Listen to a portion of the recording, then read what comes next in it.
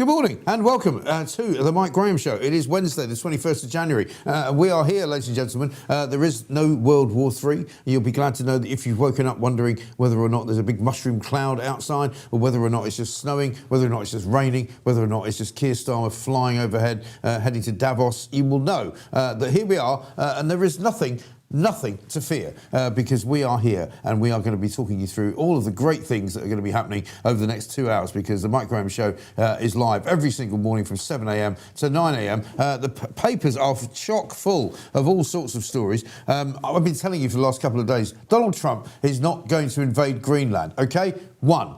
2, Donald Trump is not going to declare war on Europe. 2, thank you very much indeed, tick. 3, Donald Trump is not going to plant a nuclear device anywhere near London. 3, 4, 5, 6. I mean, just listen to me and you will know. Don't listen to the mainstream media. Don't listen to the doom and gloom merchants from ITV, from the BBC, from Sky News, from all of the usual sort of outlets, Channel 4, Channel 5, Channel Z, you know, whatever it is. Don't listen to them. Listen to me and I will guide you through exactly what is going to happen. The headlines this morning are full of all manner of different types of stories. Many of them have got to do with Donald Trump. Some of them have not got to do with Greenland, right? The Daily Mail, MI5 warning to Starmer over China. That's obviously because we've now apparently decided it's a great idea to hand China the rights to open an embassy right smack bang in the middle of London, between Canary Wharf and the city, which means that they will have access to 208 rooms underground, buried away in the bowels of the earth, in which they could actually kind of somehow, if they wish to, interfere with our sonic cables which are going under the ground, which carry all manner of secrets, all manner of financial information. The Daily Express, the Prime Minister is out of his depth. Well, I could have told them that. That's hardly breaking news, is it? The Prime Minister is weak and stupid, according to The Sun. Front pages of The Guardian. Europe condemns Trump colonialism. Well, they would say that, wouldn't they? And the left unites against reform, according to the Daily Mail. We'll talk about that in a little while as well. There's all kinds of things going on today. We're going to be talking about, of course, the latest from the Beckham family scenario, which I find to be completely and utterly tasteless and something that we shouldn't really be doing. However, I've been pushed into it by more of you who say that you want to hear about it. We've also got a live poll going on the YouTube chat, which is, it's National Hug Day. Who would you rather hug? Vladimir Putin, Keir Starmer, Donald Trump, or a man with the plague? Pooch is here. We might be having a hug a little bit later on. Jazzy says this. Morning, Mike. I keep having this nightmare where the government despise us and do everything they can to ruin the country, and I can't wake up. Well, that doesn't surprise me. That is a nightmare, absolute and utter nightmare. Front page of the Sun is, of course, all about Brooklyn Beckham. Beck's lies and videotape is what it says. And I know that many of you will say this is all a bit, tawdry. It's all a bit kind of, unnecessary. It's all a bit gossipy. But it has absolutely sparked everybody's imagination. And judging my timeline yesterday, an awful lot of people have got plenty to say about it. According to this, exclusive by Clemmy Moody, a furious row broke out last night over claims that Victoria Beckham grinded on her son Brooklyn at his wedding. In his explosive statement on Monday, Brooklyn accused her of dancing inappropriately on me. And a lot of people wondered about that particular phrase, on me, because it's one thing to dance with your mother, another thing perhaps if your mother dances on you.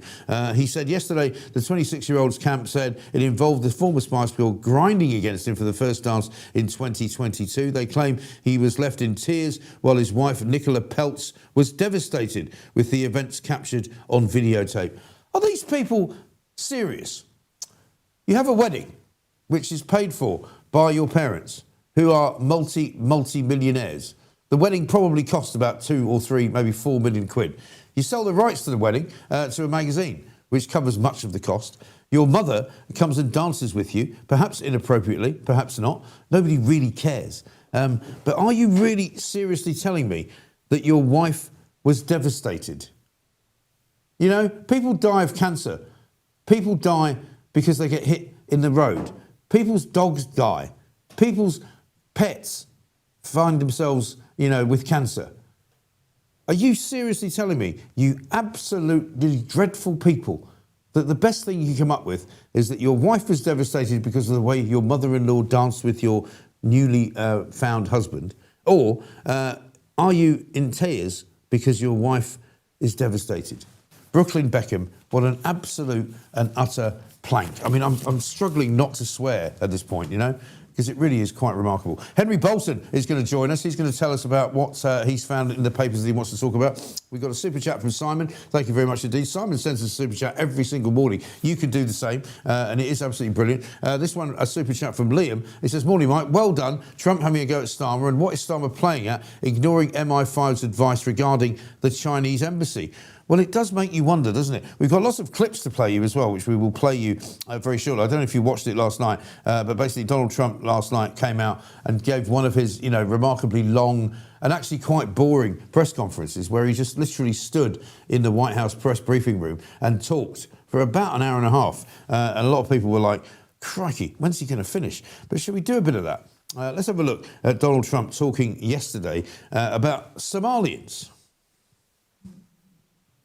And insurrectionists. Nobody talks about the fact that $19 billion at a minimum is missing in Minnesota, given to a large degree by Somalians. They've taken it. Somalians, can you imagine? And they don't do it. A lot of very low IQ people, they don't do it. Other people work it out, and they get them money, and they go out and buy Mercedes-Benzes, and they come from here, they have no money. They never had money. They never had a life. They never had a government. They never had a country. Because there's basically no country. Somalia is not even a country. They don't have anything that resembles a country. And if it is a country, it's considered just about the worst in the world. They come here and they become rich and they don't have a job. I was told that Ilhan Omar is worth $30 million. She never had a job. He basically came out and said, now, Somalians, not a country. It's not a country. Well, it kind of is a country. But the thing about Trump, again, once again, I'm the only person, and I don't know why this is, I'm the only person in the media in this country who seems to understand Donald Trump and who seems to get Donald Trump right. I don't say that Donald Trump does everything right. I don't say that Donald Trump is the world's greatest diplomat. I don't say that Donald Trump is even the world's greatest prime minister or president or leader. But what I can say is that everybody in this country, and that includes the media, that includes the political class, and that includes an awful lot of the kind of, you know, what you might call the cognoscenti, just don't understand him. You know, let's not forget, a week ago, people were saying, this man is dangerous. He needs to be absolutely and utterly, you know, thrown out of office. He cannot be allowed to walk around the world with a big stick, smacking people around and teaching people how to be gangster driven, right? The bottom line is this. Donald Trump will work it out. And that's, in fact, exactly what it says on the front page of The Times. The Times this morning has got this headline, "We will work something out." And this is Trump's message to NATO. It says President Trump will confront fellow NATO leaders who accuse him of unraveling the global order in Davos today, insisting that, in quotes, "we will work something out," after his threats to seize Greenland that have shaken Europe's alliance with the United States. I mean, we saw a lot of very, very funny things. And one of the funny things that we did see yesterday was Emmanuel Macron, who decided to make a speech looking like he was auditioning for the next version of Top Gun. You know, he decided to put his sunglasses on and look cool. The bottom line is, of course, that, you know, Donald Trump, at the end of the day, holds all the cards. President Macron yesterday said that Donald Trump was creating a world without rules. Trump continuing his menacing approach when asked how far he was prepared to go to acquire the Danish territory, saying, "You'll find out."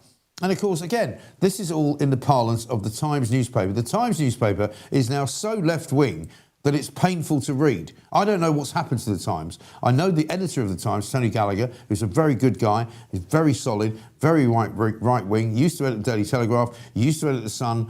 He worked at the Daily Mail for a long time. He's very senior executive there. And yet, now, he presides over the Times, a newspaper which is so left-wing that it makes the Guardian look as if they actually don't support Keir Starmer. And that's what's extraordinary to me.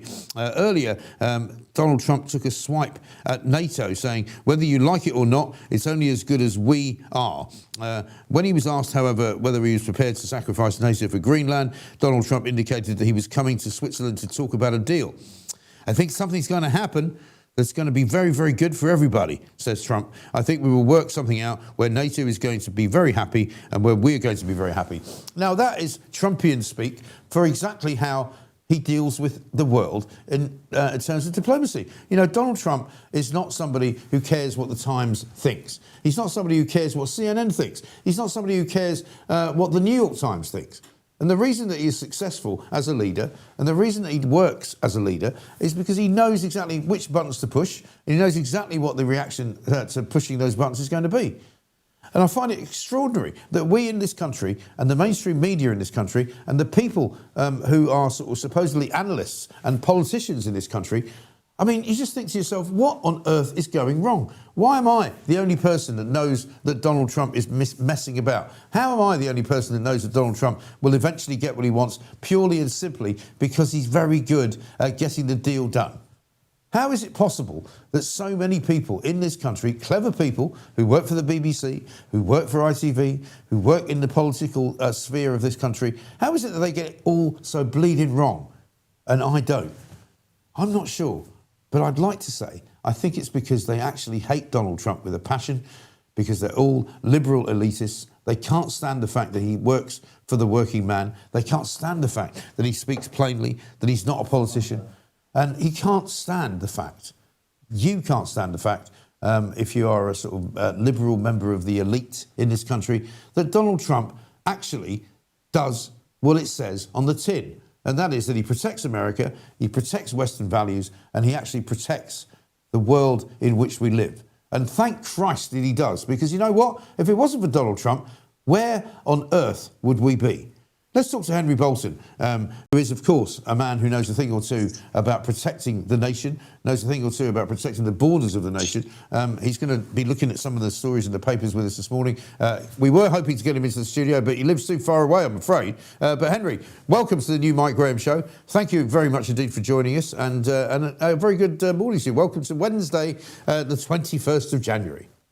Thank you, Mike. Good morning to you too. Sorry about the technical glitches earlier, but no, listen, we are absolutely reveling in technical glitches. People are actually quite enjoying watching the technical glitches. Gives it character.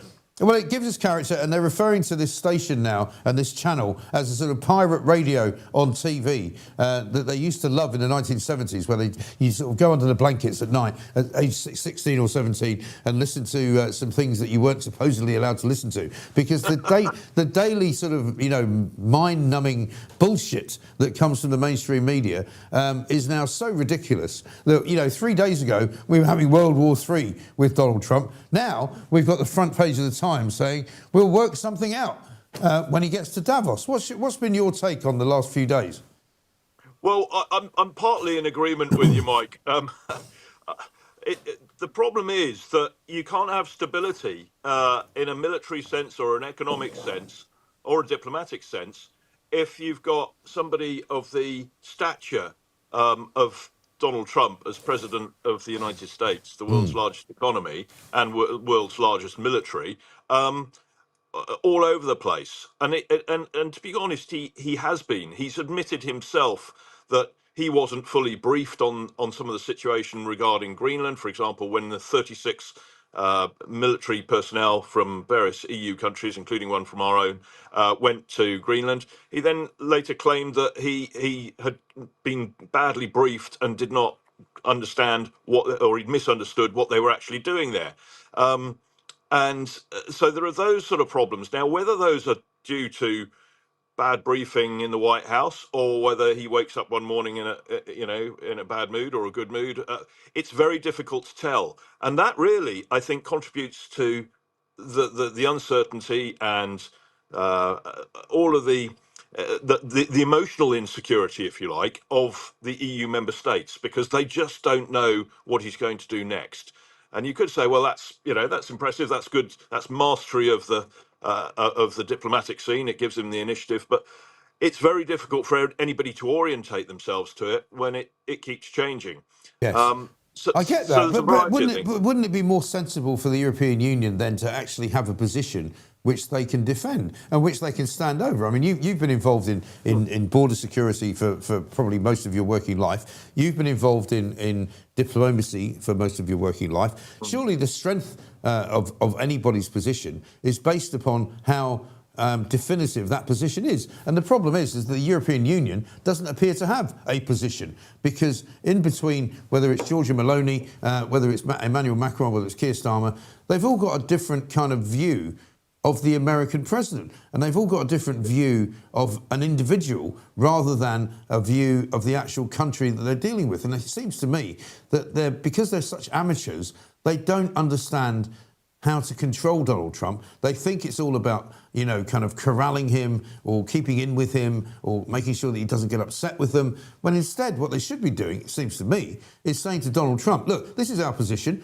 this is what we want, and it's up to you to come to the table and help us get there. Yeah, Mike, sorry, in the most friendly way, I'm going to disagree with you slightly. I mean, you know me. I'm not a fan of the European Union. It can't make decisions effectively or in a timely manner. It's absolutely appalling at crisis management because of that. Everything's done by consensus, so you boil down to the lowest level, and they've all got to have meetings after meetings after meetings to sort of even come up with an idea, let alone a plan. But on the other hand, the European Union is really at the mercy of Donald Trump. No, the European Union didn't want anything. They didn't ask for anything. They didn't demand anything. It was Donald Trump who said, right, I want Greenland. And now everybody went, oh, what? What's that mean? What do you mean you want Greenland? What does that look like? Does that mean it's going to become the 51st state of the United States? Does it mean that you want to have military bases? What does it mean? And the White House, to be honest, Mike, the White House has been entirely inconsistent with and unclear as to what it wants to do on the island, because they talk about Donald Trump has talked about the Danes protecting it with 2 dog sledges. Well, that's absolute nuts. I mean, they do have dog sledges. There's something called the Sirius Patrol, which is a Danish special forces patrol, and they go on 26-month-long patrols into the Arctic. Really, I mean, they're 24/7, 365 for 26 months. They're doing that, and the only way you can project to parts of Greenland and ensure that they're secure is on by dog sled. That's the only way. The aircraft can't go up there in all weathers and so on. So it's very difficult for the Europeans when Donald Trump seems to be, I mean, throwing out these sort of things without any knowledge.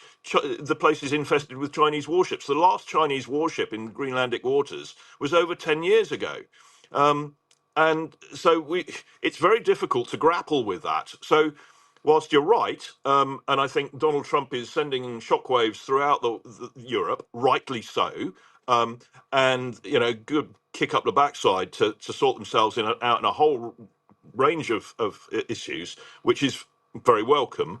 On the other hand, we've got this inconsistency and a sort of kind of disregard for the facts when it comes to Greenland. And how do you deal with that? It's a difficult one. It is a difficult one, but again, what I'm saying is that surely what would be the best case scenario for the European Union would be to present those people who don't understand Greenland, as you've just explained, and I'm one of those people, because I mean, I don't think I've had a conversation about Greenland more than twice in my life until about a week ago. One of the questions in Trivial Pursuit is, does Denmark have any mountains? And the answer to which is no, it doesn't, except it does have mountains in Greenland. But the problem, and it's the subject of a couple of rather obscure Nordic crime mysteries and political dramas, But surely the point is that, this is the opportunity for the European diaspora, if you want to call it that, to explain to Donald Trump that this is how it is over here, this is how we operate, this is what you have to do in order to get anywhere, rather than sort of becoming supplicant to a man who, as you say, changes his mind every 5 minutes. I mean, yesterday he came out and shocked the British Parliament by saying that he thought the Chagos Islands deal was an act of incredible stupidity. The Labour government are desperately trying now to backpedal and say, oh, hang on, last year he said it was a great deal. Now he's saying it's a really bad deal. And we see, I suppose what I'm saying is that we appear to be at the end of a little sort of fishing rod as the supplicant and complete and utter sort of slave of the United States of America's policy, not just because of the way that they do their policy, but because of one single man's whim. And we're basically living from sort of, from cup to lip, if you like, at the whim of Donald Trump. Yeah, on that, Mike, I'm entirely with you. There are a whole range of things. So they they haven't even explained to the European public what's going on here. I mean, there's misinformation, disinformation. There's people who don't know what they're talking about, all throwing their opinion out there. Politicians as well. And and why is it that there is no explanation from European Union leaders and in fact our own Keir Starmer as to, look, this is the situation, people. This is what this is what Donald Trump wants. This is what the facts are, and present them to Donald Trump, as you say. Now, the European Union leaders are all gathered in Davos at the moment. President Trump is on his way in Air Force 5 because Air Force 1 broke down. And Keir Starmer is staying in London. But I think, they will have a go at Donald Trump and try and bring some clarity to this. But as you rightly say, have they actually got all their ducks in a row? Do they know what they're saying? Are they speaking with one voice? Or are they speaking with 27 or whatever it is now? That's the problem. And how do we get around that when you've got the difficulty that you've got with the character of Donald Trump as well? I don't know. We'll have to see. But that's the problem. And I'm sat here. I just find it absolutely surreal, Mike, that we are sitting after 75, 80 years. And my life in the military and so on, it's been deeply involved with NATO, and we're sitting here wondering whether NATO is going to survive this, what the implications for European security are. Is Donald Trump cozying up to President Xi and President Putin to sort of carve the world up into three spheres of influence? What does that mean for this region? I mean, and Africa and so on, and the Arctic. Are they going to become contested spaces?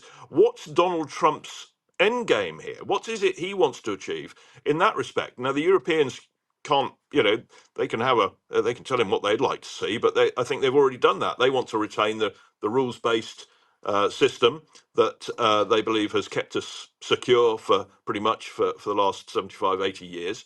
And he wants to do things differently. That's clear.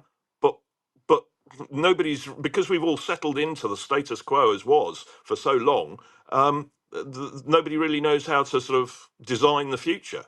But the future, I think we're not going back. We're not going back. I think the future, the world will now be whatever is said between European leaders and President Trump. I think the world has fundamentally changed. I think this is a tectonic shift. And my concern there is that there are too many European leaders, including Keir Starmer, who actually are sort of crossing their fingers and hoping everything's going to go back to normal. It's not. The world has changed. President Trump, for better or worse, that's we can discuss that, has changed the world, and we need to adjust to it, or we're going to sink.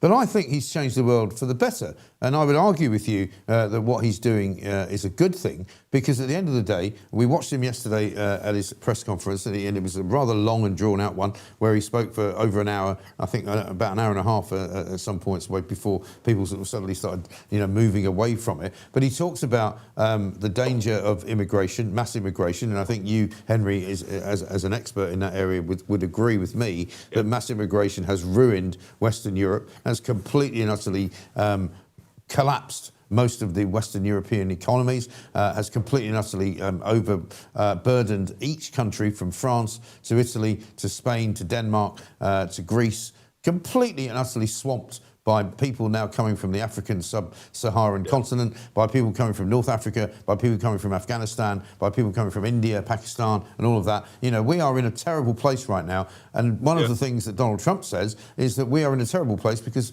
these Western governments have allowed that to happen. Let's have a look at what he says about the ICE situation in America, because, of course, he's under an awful lot of pressure at home to defend the killing of certain activists who were shot dead by the police. Have a look.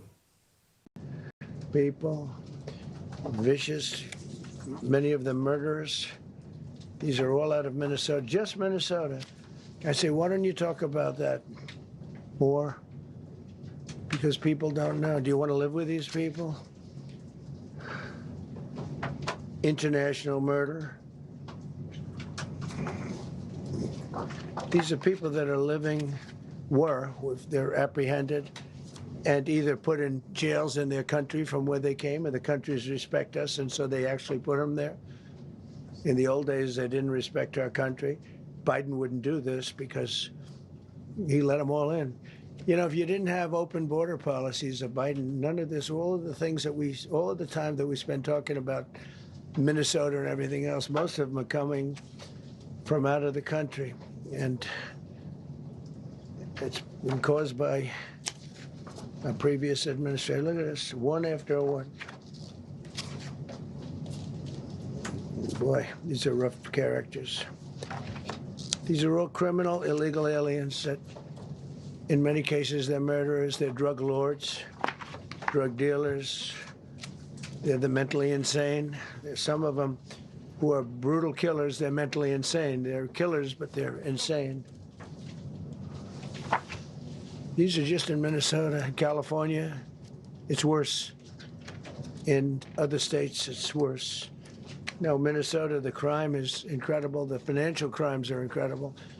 And the problem is because of the agitators and insurrectionists, whatever you want, trouble. I mean, looking at that press conference last night, you might say, and I'm sure there would be people who would have said, you know, this is a guy who's so self-absorbed that, you know, he doesn't care about people asking questions. He doesn't care about, you know, the way the world sees him. He's simply making statements about some very bad people in Minnesota who are illegal aliens who have come into the country, who are now being kicked out of the country. And this is a man who has somehow got on top of the immigration problem. And as I say, Henry, you know, I know that's your area of expertise. I think it's very difficult for the European Union and its leaders and its individual kind of, you know, country leaders to criticise Donald Trump because he has done what he said he would do. You know, he said that he would stop immigration. He said that he would kick out people who shouldn't be in the country. Some people are now squirming around and going, oh, it's terrible what he's doing. You know, he's sending out people who have got legitimate jobs and who have come to America and who are not working illegally, and now they're actually making lives for themselves. I don't care. You know, all I see when I walk out on the streets of London is that the country is full of illegal migrants, people who shouldn't be here. Every single city in Europe is the same, and nobody in Europe is doing anything about it. We've got 800 people who came here over the course of the last 2 weeks already on small boats from France in the month of January 2026. You know, we are in a bad place, right? And Donald Trump appears to me to be the only guy who's showing us the way to fix it. Yeah, I mean, I absolutely agree, Mike. And I've said this over and over again.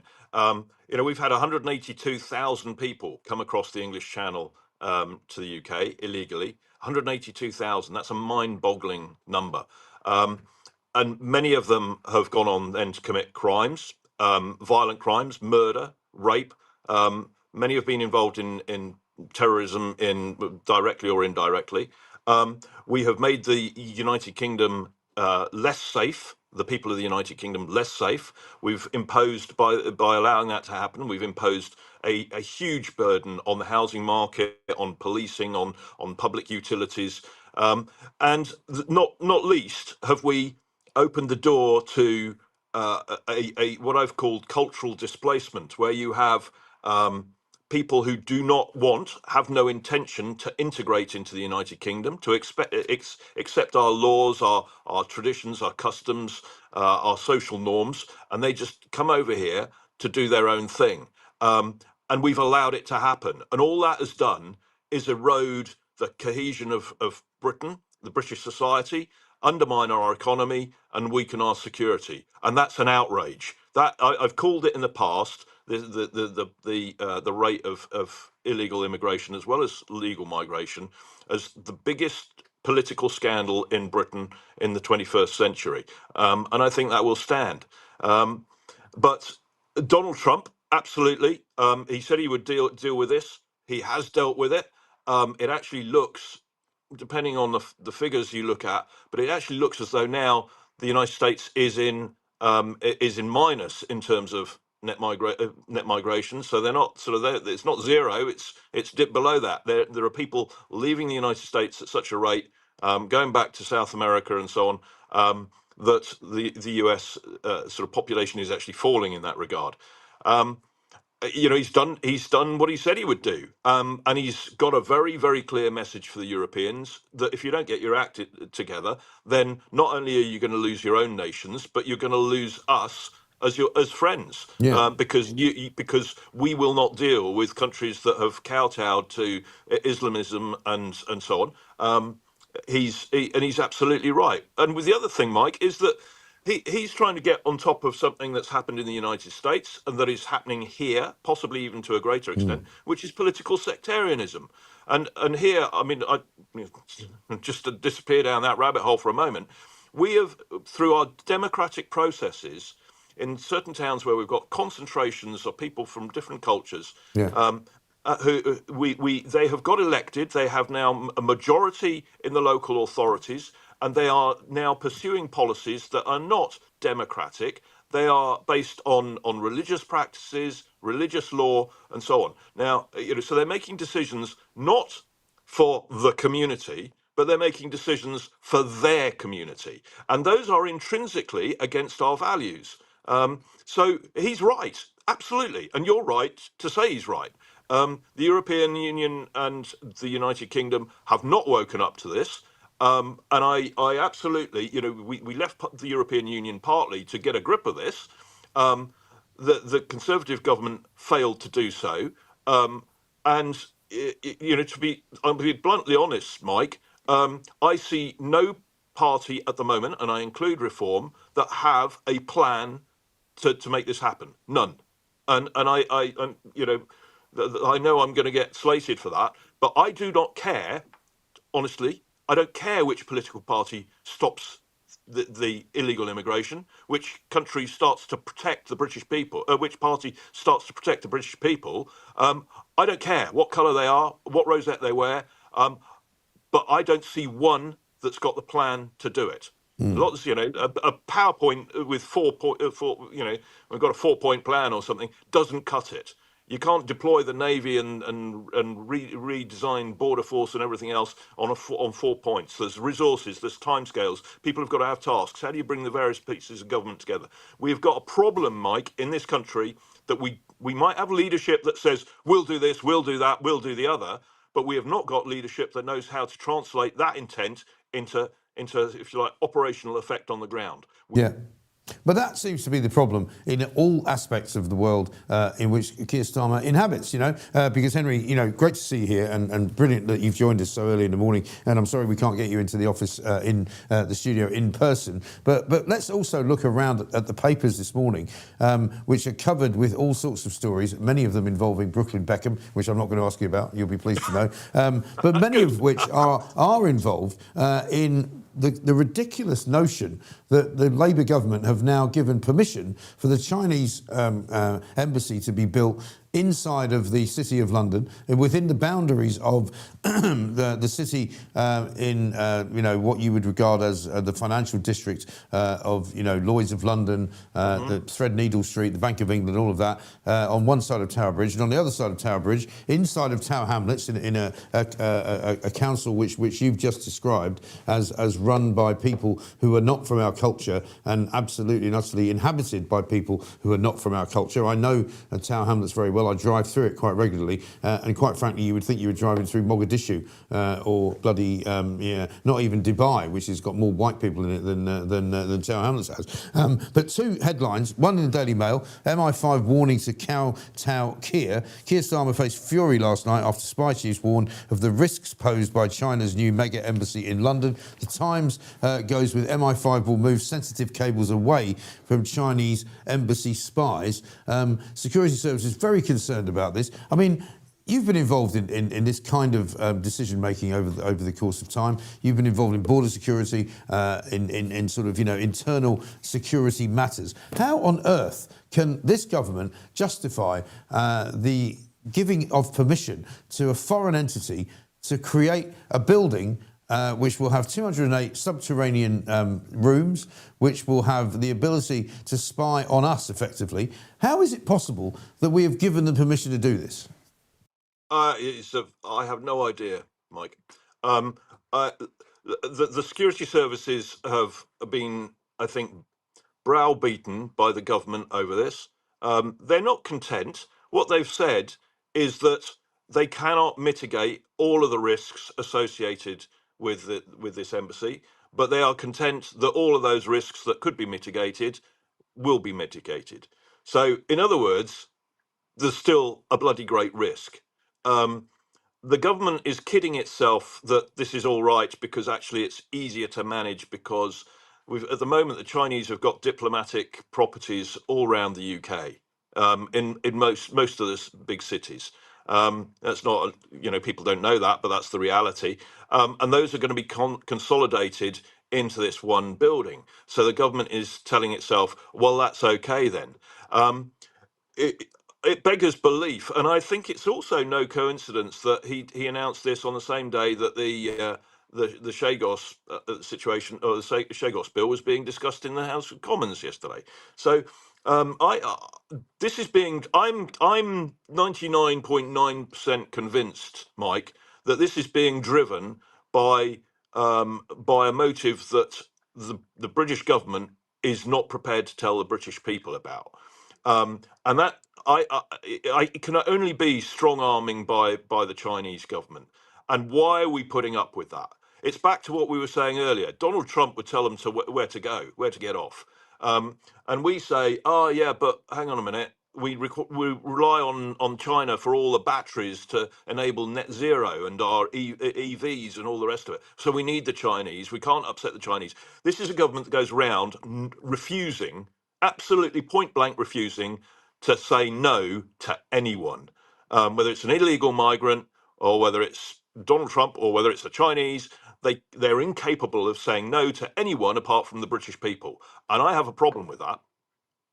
Yes, and I think you're absolutely right to have a problem with that, because we should all be very, very concerned about the creeping sort of insurgency, if you like, of the Chinese government and the Chinese way of life. Because let's face it, we have now got an infestation, and I call it an infestation, of Chinese electric cars, which have been nominated actually by the Department of Defence of this country as sort of major spying vehicles. I mean, basically, you're told that if you've got a Chinese electric car, do not allow it to be parked anywhere near a Department of Defence facility, because it could be used as a giant sort of speaker, and it's absolutely extraordinary. Let me just read you this, a super chat from Matty, who says, "Do you think Trump backed Starmer over Chagos in return for Starmer's compliance over Greenland, and now Starmer has shafted Trump and Trump is pissed off?" That's very possible as well, but we've got to keep an eye on the Chinese in the same way that we've got to keep an eye on the Russians, in the same way that we've got to keep an eye on everybody. Mike, we have made ourselves incredibly vulnerable to the Chinese. For many years now, the Chinese have been engaged in industrial scale espionage in the United Kingdom. Human intelligence, they've been probing, they you might be chatting to somebody in a bar, or in a pub or a club or something around Westminster, as a parliamentary staffer or something, and you think you're talking to an Indian or somebody from Nigeria or so. The Chinese actually work through. They recruit people in order who they then train up to obtain human intelligence. So you don't think you're talking to a Chinese person, but actually through somebody else you are. They've bought up properties around Rolls-Royce laboratories. And they have been. This is industrial, strategic level espionage to steal our research and development, to find out what our government is thinking and how it makes decisions, what is likely. They probably know better than this government does what this government is likely to do in future when faced with certain decisions. They've been doing this for decades, and it's just grown and grown and grown. And here we are, we've just handed them on a plate a bloody great headquarters from which to run it all that we won't be able to touch. I think it's what to say when you've got a government that refuses to put the interests of the British people first. I know. I mean, it is shocking. And it's all about Keir Starmer trying to make himself look good. He's going to China later on this month. He wants to turn up in China and be liked by the people in China. Well, I'll tell you what, he will be liked by the people in China more than he's liked by the people here, because everybody here hates him and thinks he's a complete dud and a complete and utter waste of space.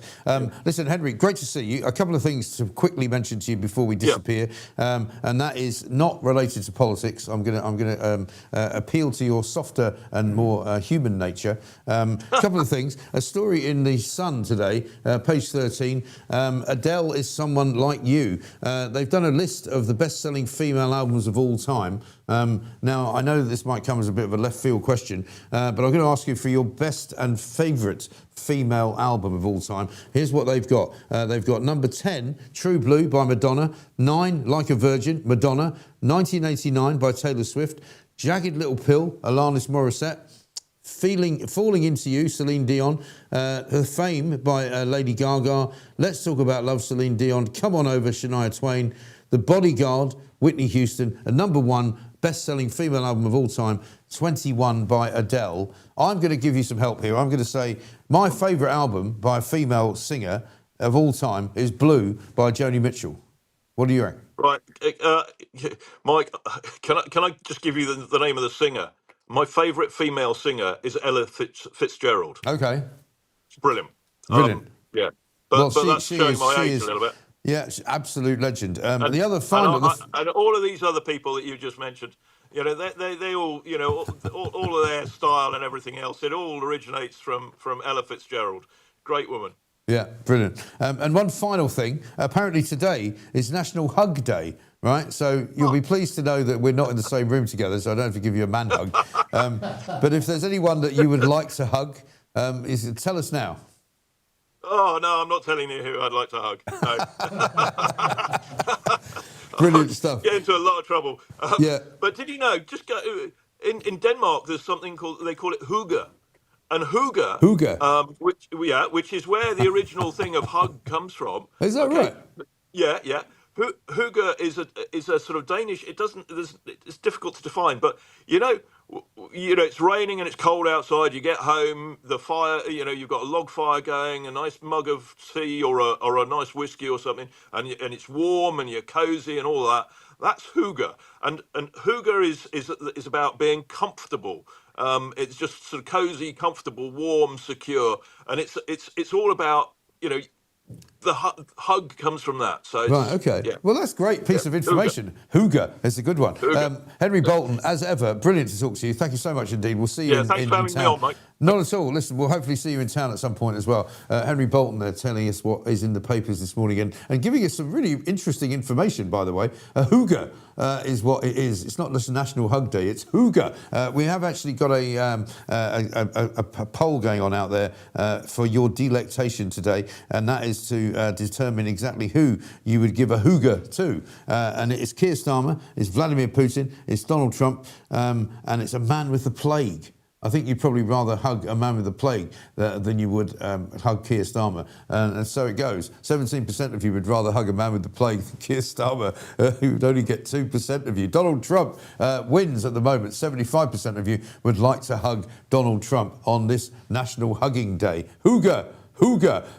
I'll tell you what, if you think that the clocks are going funny, at 7:43 this morning, we're going to be talking to Vanessa Frake, who is, of course, a spokeswoman for reform on prisons, but also will give us her lowdown on what is going on out there in the prison sector.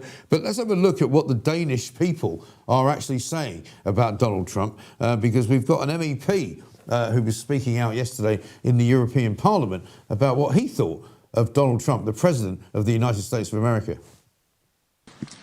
Thank you. Urmează domnul Anders Vistisen.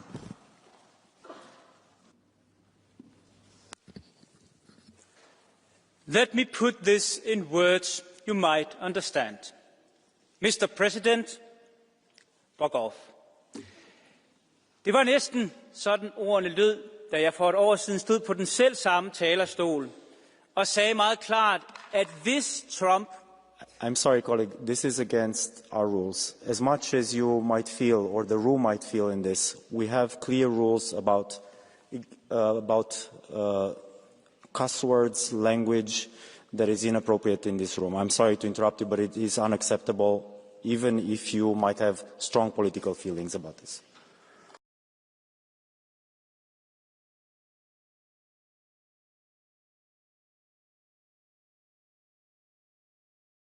I swear, I didn't mean to say that. Sorry. But that was his word. Those were his words. Absolutely his words.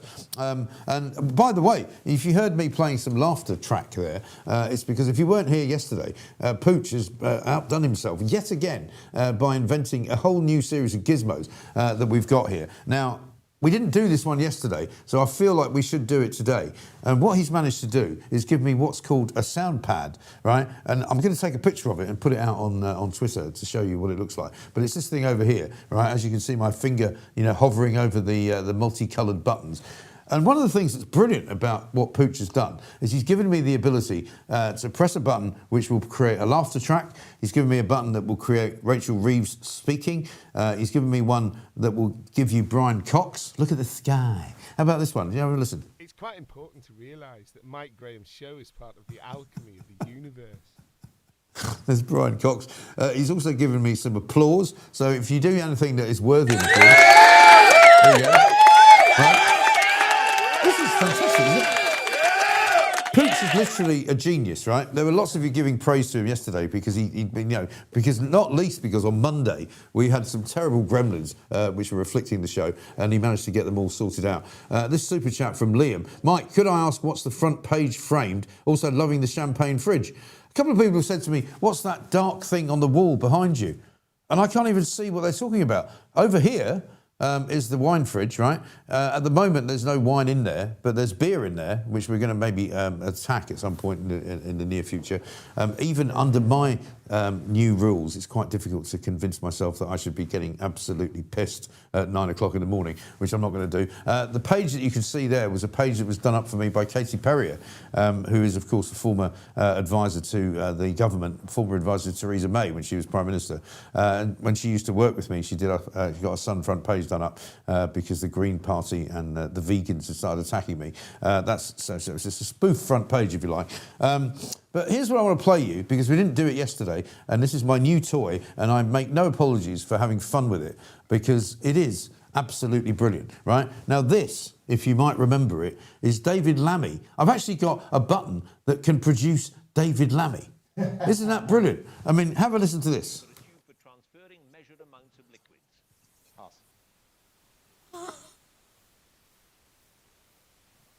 What was the married name of the scientists Marie and Pierre who won the Nobel Prize for Physics in 1903 for their research into radiation?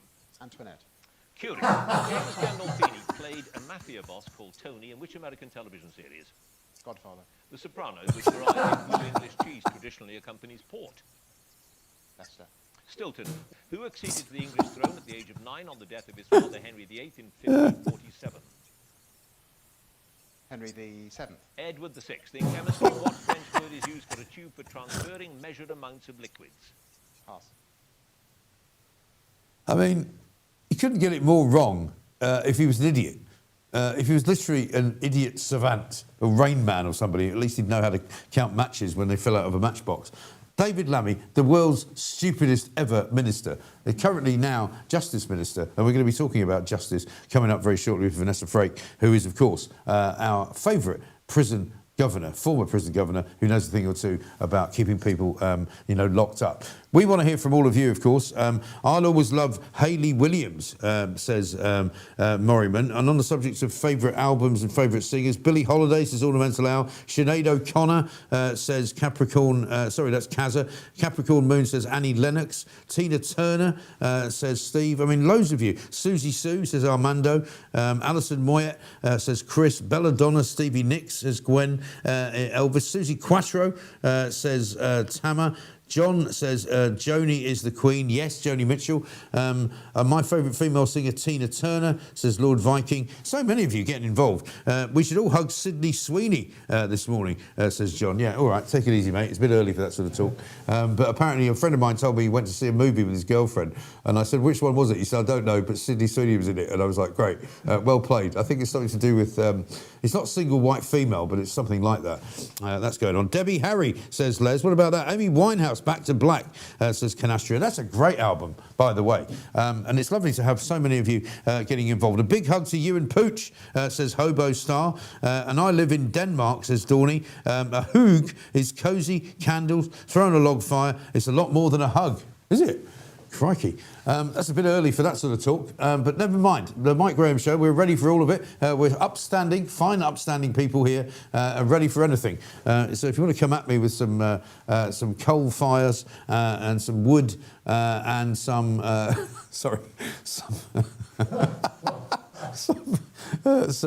some warm mulled wine, that would be lovely. Come at me with some wood. That's one for Edward Hughes with the news, who's back from his holidays, by the way, and it's time to get a catch up with the man of the moment, with his hand very firmly on his mobile phone. Have a look. Have we got the news? Sorry, I know it's a bit... Hello, I'm Edward Hughes, and this is the news for Wednesday, the 21st of January. The wife is home, by the way. Unfortunately, she's brought her mother with her. Britain is looking more humiliated on the world stage than ever. Donald Trump just blasted the UK for the Chagos Islands handover to Mauritius, calling it great stupidity and total weakness that hands a vital US military base, Diego Garcia, to potential foes like China and Russia, while linking it to his Greenland takeover obsession and tariff threats against 8 European allies, including us. Keir Starmer's scrambling to play it cool, urging calm discussion and ruling out retaliatory tariffs for now, as US House Speaker Mike Johnson jets in to address Parliament and try to calm the waters. Domestically, the government's just approved China's controversial mega embassy near the Tower of London, despite massive security backlash from MPS and MI5 concerns. Prince Harry's in court claiming the Daily Mail targeted him for fighting back against press intrusion. And online safety consultations ramp up to protect kids from social media harms. Transatlantic special relationship? More like special humiliation. Classic Britain 2026. That's your news headlines on The Mike Graham Show. Don't forget to like and subscribe. I'm Edward the News Hughes. Laters. Edward Hughes with the news. There is no band better, and many of you who actually started out not liking him very much are now saying, well, you know what, we love Edward Hughes. I mean, would you give Edward Hughes a hug, given that he is the doyen of news presenters, and certainly a lot more savoury than some of the people out there that read the news. I wouldn't want to give anybody else a hug in the news business, I can tell you that, and I've worked in it for a long time. The mother of my children has just texted me to say that she's going to hug Ziggy. Which is very nice. I would love to give Ziggy a hug, actually, if I could. It's National Hug Day, or if you're in Denmark, hygge, which apparently, depending on who you speak to, is either a hug or a shag, depending on who you happen to be with. So my apologies for upsetting anybody this early in the morning, but sometimes that's what goes on. Pooch and I may involve ourselves in a hug at some point during the course of the show. Are you ready? Yeah. Pooch doesn't want to give himself away too much, but all right, come on then. Step into the frame. There we are. Oh, look at that. Isn't that lovely? There he is. You can't see his face. All right, that's enough of that. Pooch, he's been fabulous this week, fixing all the problems, the gremlins that we had on Monday. Yesterday's show, absolutely brilliant. Coming up today, by the way, in case you didn't know, Vanessa Frake is going to join us. She is, of course, a former prison governor. She's got plenty to say about what is going on inside the prisons of this country at the moment. Also, we're going to talk to Rod Humphreys. Now, you might not remember that name, but you will remember a clip that went viral when Keir Starmer was basically campaigning to become the Prime Minister of this country. And he went down to Bath, a place that I know really, really well, because I went to university there, and it's one of the most beautiful cities in the country. And Rod Humphreys, a very sensible man, basically said to all of the apparatchiks around Keir Starmer, I'm not having that man in my pub. Get him out of my pub. And he's going to tell us the whole story. Do we have that clip? Should we play it now? Let's play it now. Rod Humphreys, this is him chucking Keir Starmer, the now Prime Minister, out of his pub. That man is not allowed in my pub. No, Lord. I'm not going to physically hurt him. That man... Oi! That's assault. I am not bothering you. I am not bothering him. That man is not allowed in my pub. Get out of my pub. Go on. Get out of my pub. Thank you.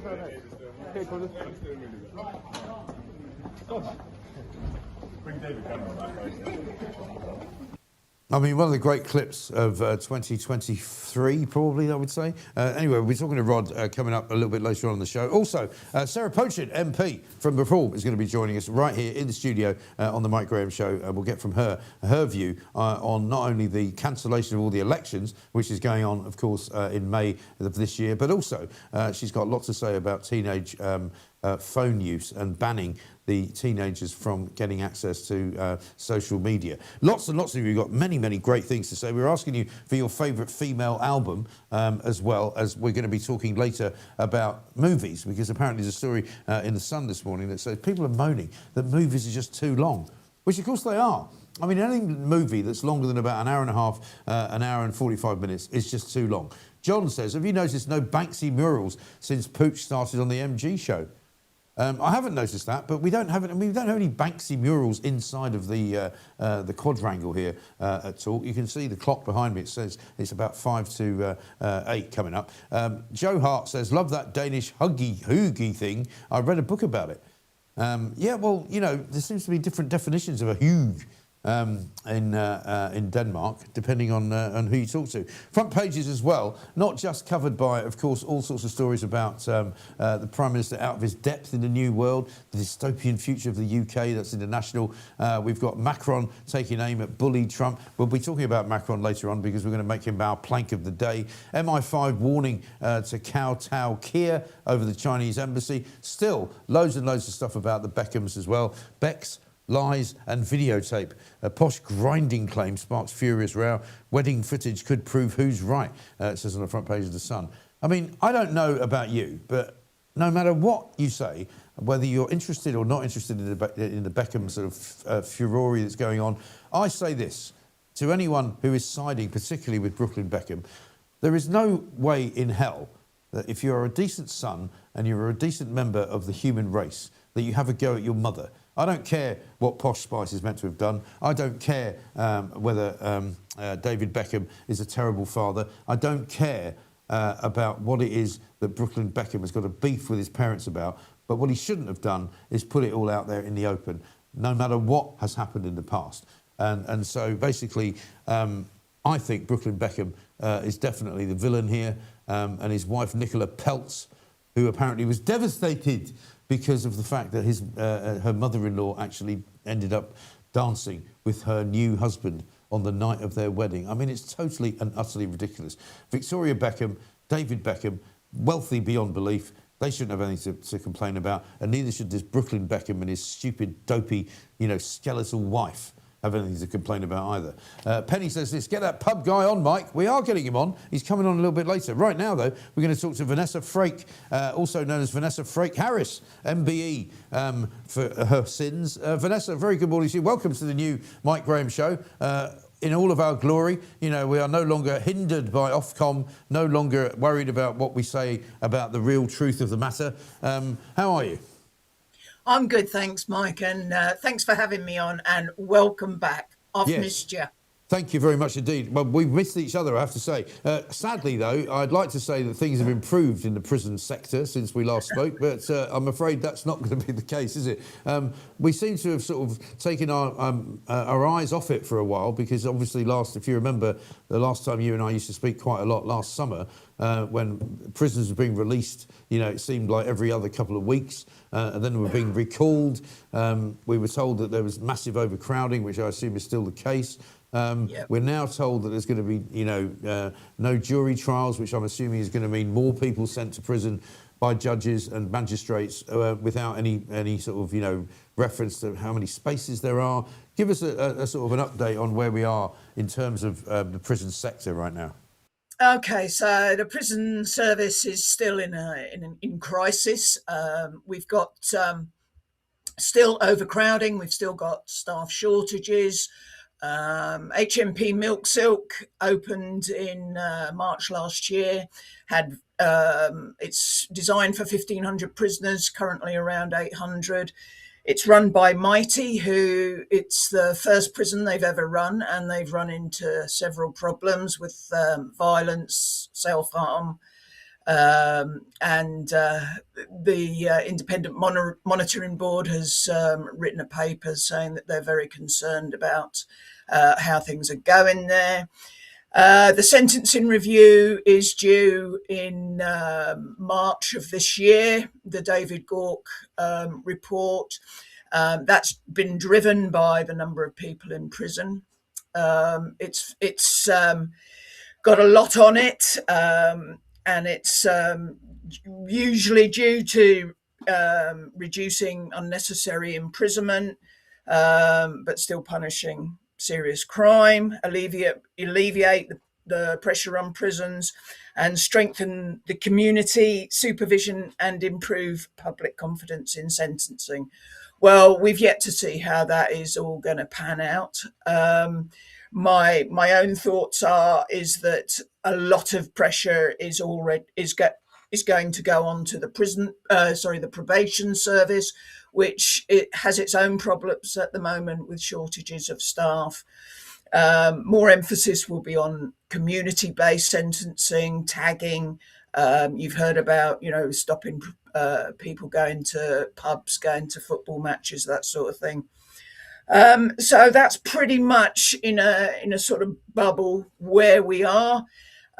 It'll be interesting to see how things pan out with regards to the jury service. I'm a staunch opposition to that. I think everybody has the right to elect to be judged by their peers, and I think that in itself will mean more people will go to prison. They're going to, part of that is to up magistrates' ability to sentence. At the moment, they can only sentence up to 12 months, but that will increase to 18 months. David Gauke even recommended that they could do without the jury service, but it must be a judge and 2 magistrates. So I think, our right to a jury, to an elected jury, goes back to the Magna Carta. And I think that is a big mistake. And I don't think that's been thought through properly. No. But I mean, there is a sense as well, is there not? And I think this is right, Vanessa, that if it is left to just magistrates and judges rather than juries, there's a higher likelihood that more people will be found guilty and that therefore more people will be sent to jail, to places where there isn't any space. Yeah, absolutely. And, on one hand, this government says that it's, focusing on community-based sentences. And then on the other hand, they throw in the thing of, let's just do away with juries. And I think that it's going to clash without a doubt. And yet again, this is decisions by ministers who have no idea how the justice system works. Yeah, and that is the problem. And I mean, talking about, the parole board and the people who are being released back into the community. I mean, there's a story today in the Telegraph, and this is something that is going to haunt forever the parents of those terrible victims in the Nottingham case, the killers, Valdo Calacane, who killed those 2 beautiful young people who were just walking home from university. There's a schizophrenic killer who strangled his girlfriend, then drove her body around in her car, basically by the name of Gogia Lois Tate, 28 years of age.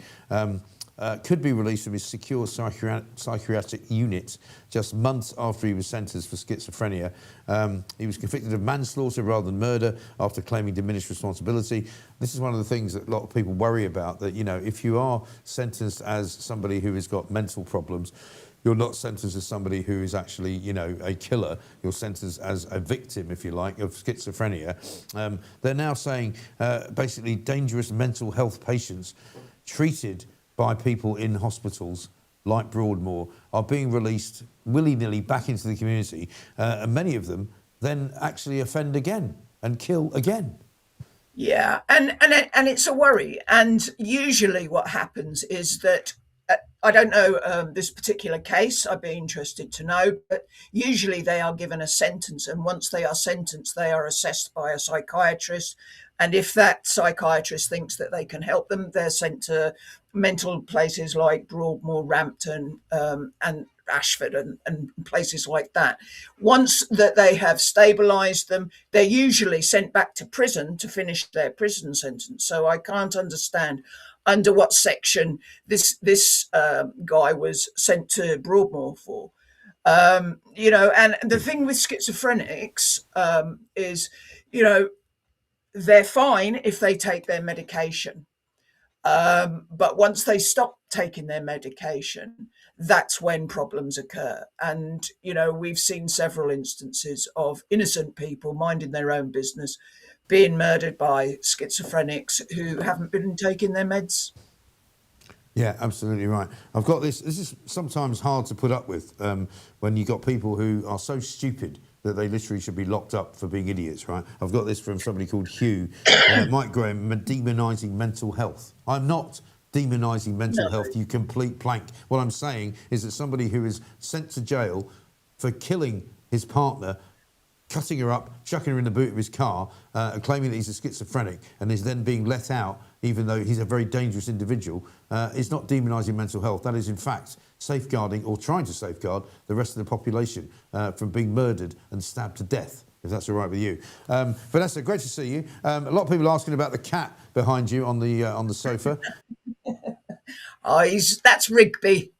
He's fast asleep. That's what he does most of the time. Very sensible cat. Obviously knows. He's probably been up all night chasing all sorts of terrible things outside. And is there a dog in the house as well? Oh yeah, that was Betty. Thought she'd get in on your show.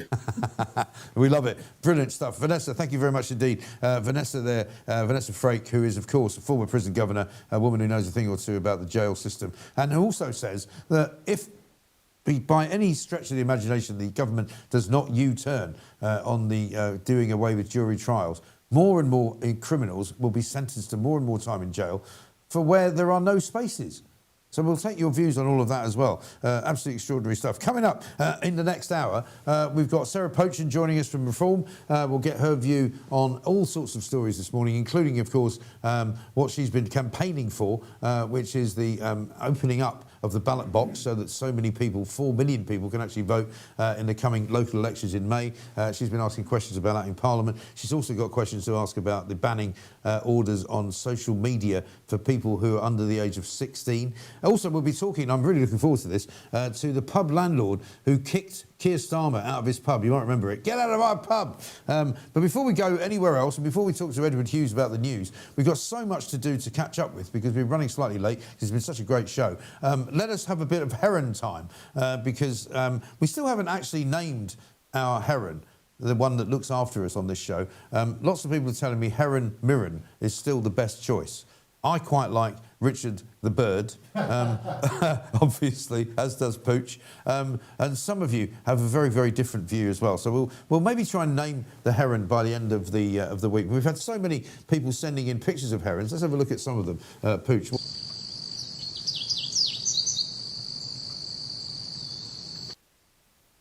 And we've got Joanne, who sent this one in from Exeter Quayside in Devon. That was on Saturday. Many of them coming in on Facebook. Andrew sent this one in, a heron for you, seen regularly on my walk along the Bridgewater Canal in Worsley. And Simon sending one in from not a particular location, but also on Twitter as well. Exeter, is it? Oh, yeah, OK, it's Exeter. So brilliant. So many of you sending in heron pictures and so many of you joining in on what can only be described as a sort of a heron movement. Because the thing we know about herons, as I said and I've explained, is that they are a sign of new beginnings. They are a sign of sort of, you know, new chapters in your life. They're a sign of entertainment. They're a sign of fulfillment. And they're a sign of really, really good new beginnings, which I think we can all say and we can all agree that we have here on the Mike Graham Show. Because, funnily enough, yesterday I was on the tube and a guy came up to me, his name was Graham, and he said, I can't believe they got rid of you. Can't believe they sacked you. I said, well, you do know I'm doing a new show. And he didn't know. And I told him, and then later on, he sent us a lovely message on Facebook to say that he'd signed up, he subscribed to the Substack, he subscribed to the YouTube Premium channel, and now he's watching. And so, very, very good to see you. He was working for TfL. I think he's probably one of the few people that's ever worked for TfL that I've got on with. Normally, I don't like them. But anyway, he's a lovely guy. So the proof of the pudding is basically what you've got to do is talk to all your friends. Tell your friends that we are here. Because a lot of people don't know. You know, a lot of people think that they got rid of me at Talk and I've just disappeared. So please do subscribe. Please do hit the like button.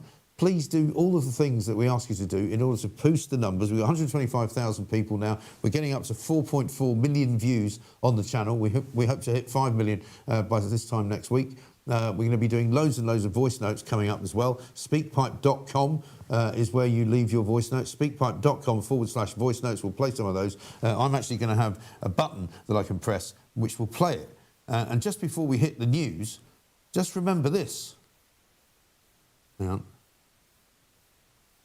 It's quite important to realise that Mike Graham's show is part of the alchemy of the universe. There we are. Let's get some news from Edward Hughes. Hello, I'm Edward Hughes, and this is the news for Wednesday, the 21st of January. The wife is home, by the way.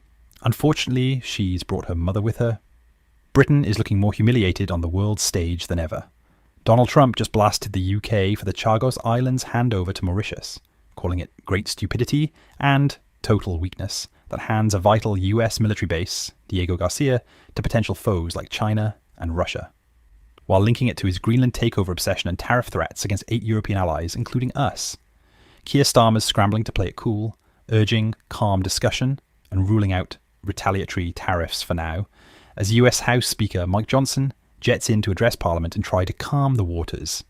Domestically, the government's just approved China's controversial mega embassy near the Tower of London, despite massive security backlash from MPS and MI5 concerns. Prince Harry's in court claiming the Daily Mail targeted him for fighting back against press intrusion.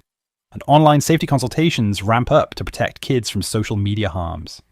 Transatlantic special relationship? More like special humiliation. Classic Britain 2026. That's your news headlines on The Mike Graham Show.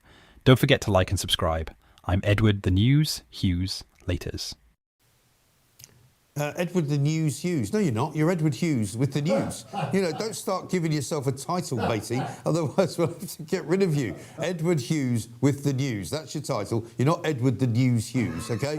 Just don't do it. Do not. Now, listen, one of the things that's got everybody going this morning is the Sun exclusive on page 13 of the paper today with the favourite or most popular album ever by a female artist. So you've got Adele coming in at #1 with 21, which is a great album, by the way. Apparently it's sold 56.375 million copies. Now, even if you said that she got 10 quid out of each of those sales, she's worth £500 million. That's extraordinary, isn't it? Pooch just points out to me that he agrees with me that Blue by Joni Mitchell is one of the great female albums. But what about Kate Bush? You know, nobody's mentioned Kate Bush. And what about Tapestry, which Pooch also says, by Carole King? What a fantastic album that is. Other albums on here, Whitney Houston, Bodyguard, Shania Twain, Come On Over. I mean, come on, it's all right. These are best-selling albums, by the way. Celine Dion, Let's Talk About Love.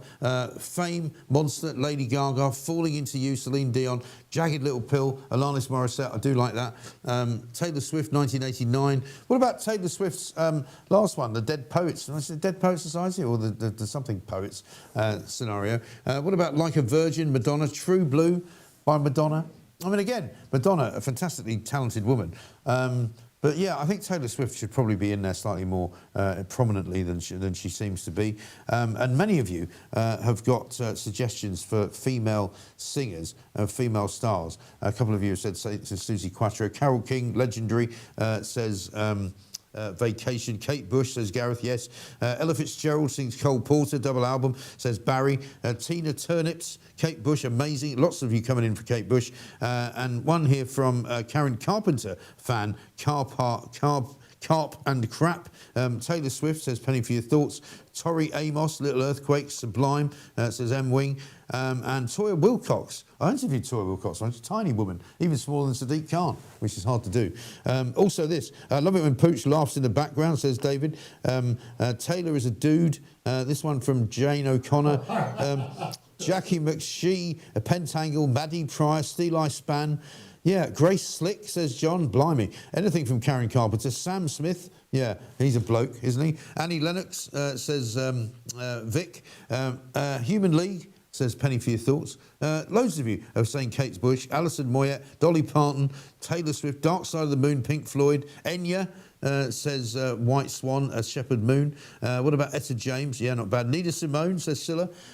Eva Cassidy, there's a great album. That one album that she made before she died. Eduardo has let the Costa sun go to his head, says old bloke in the corner. Yeah, absolutely right. How about Duran Duran? Well, they're not women. Blondie, Barbara Streisand, Dusty Springfield, Hounds of Love, Kate Bush, says Hobo Star. Yeah, so many albums to talk about. Before we move to our next guest, before we talk about what is going on at the heart of this government and why we should all absolutely shun Keir Starmer and all of his mates if they ever want to go down the pub with you. Let's talk about Plank of the Day, because there is only one today. So far this week, we've had Prince Harry, we've had Brooklyn Beckham, we've had Nepo babies all over the place. Today, we haven't got so much of a Nepo baby as just a complete and utter plank. Let's go with Plank of the Day. Hello, it's Plank of the Day time. Now, I don't know whether you saw Emmanuel Macron yesterday, but he stood up to his full height of 3'9.5", and was wearing a pair of sunglasses, as if he was auditioning for a part in the next movie with Tom Cruise, you know, Top Gun, or in his case, a top twat. Sorry, I shouldn't say that, that's a bad word. Why is he wearing sunglasses? The first thought we had, and Charlotte, our producer who sets up an awful lot of the show guests and does a lot of the graphics for us as well, and is an essential part of our team, she said, has he been beaten up by his husband again?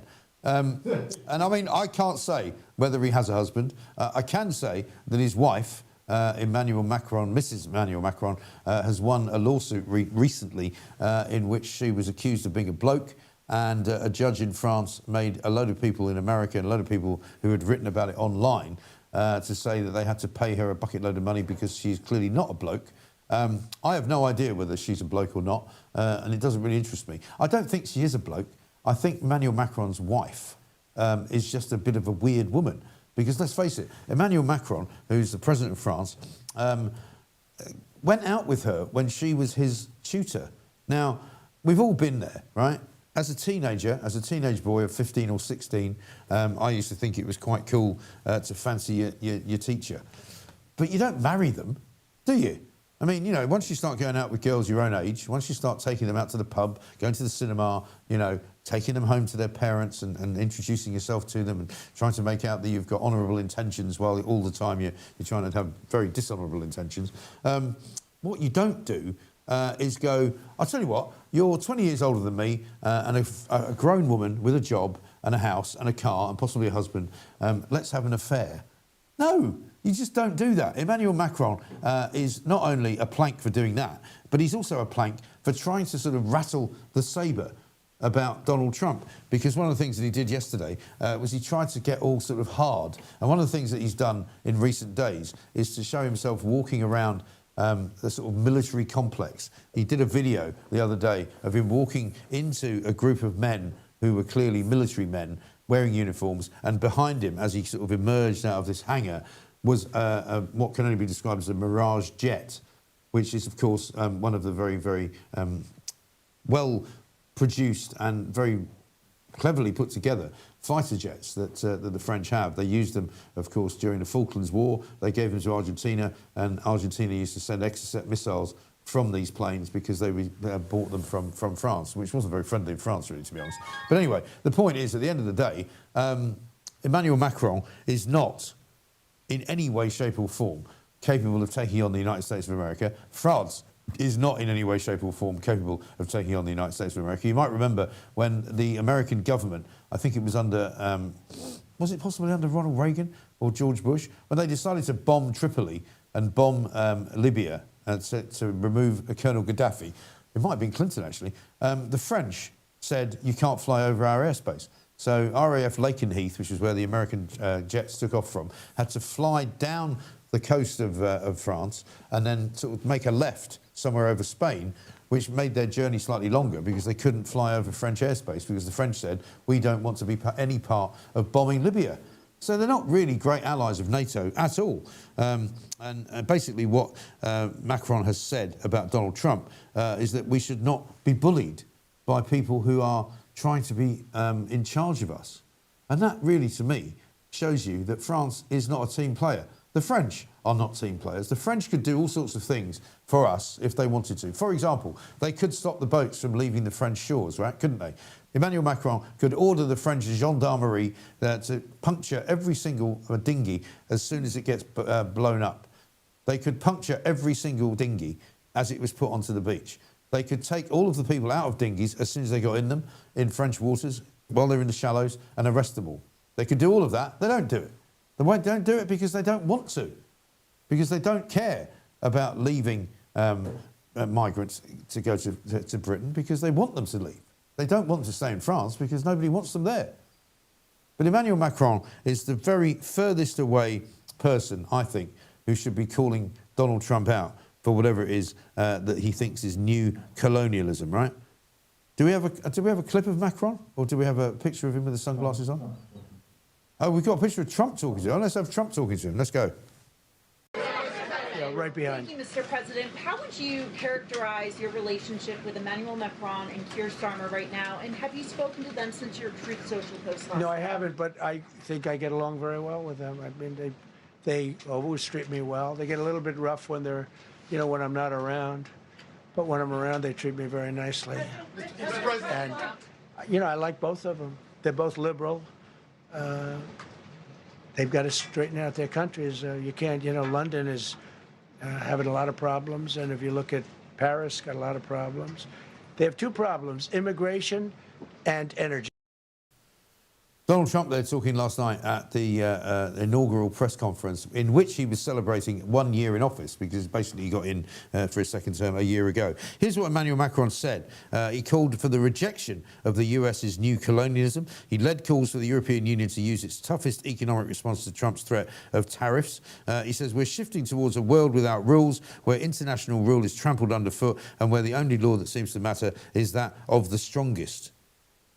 The other thing that Emmanuel Macron, of course, has done is that private texts between him and Donald Trump have been released, where Macron basically asked him if he would go out for dinner with him in Paris after they meet in Davos later on today. Trump's going to Davos later on today. Keir Starmer's not going to Davos, by the way, mainly because he doesn't want to be overshadowed by Nigel Farage, who is going to Davos and who is going to speak to Donald Trump and who is going to have an audience with the President of the United States of America, as if he was, in fact, the deputy or the de facto Prime Minister of this country, which is indeed what he should be.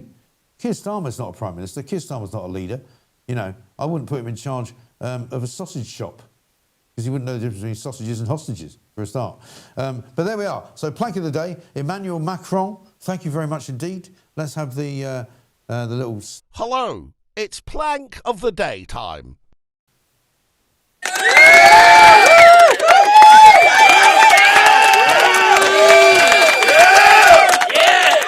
Now, there we are. See, that is the wonder of the way that we can now do things, right? We've got so many great clips to play you. It's National Hug Day. We've been talking about the best female album ever. We've also, by the way, we've got what can only be described as a poll out there. If you go onto our YouTube channel, you'll be able to vote in it as to who it is that you want to hug the least, or want to hug the most. And the choices are these. Keir Starmer, Vladimir Putin, Donald Trump, or a man with the plague. And so far, more of you would hug a man with the plague than you would Keir Starmer. But we'll get an update for you on that. We'll get Charlotte to update us and tell us what's going on. Coming up, we're going to be talking to Sarah Pochin.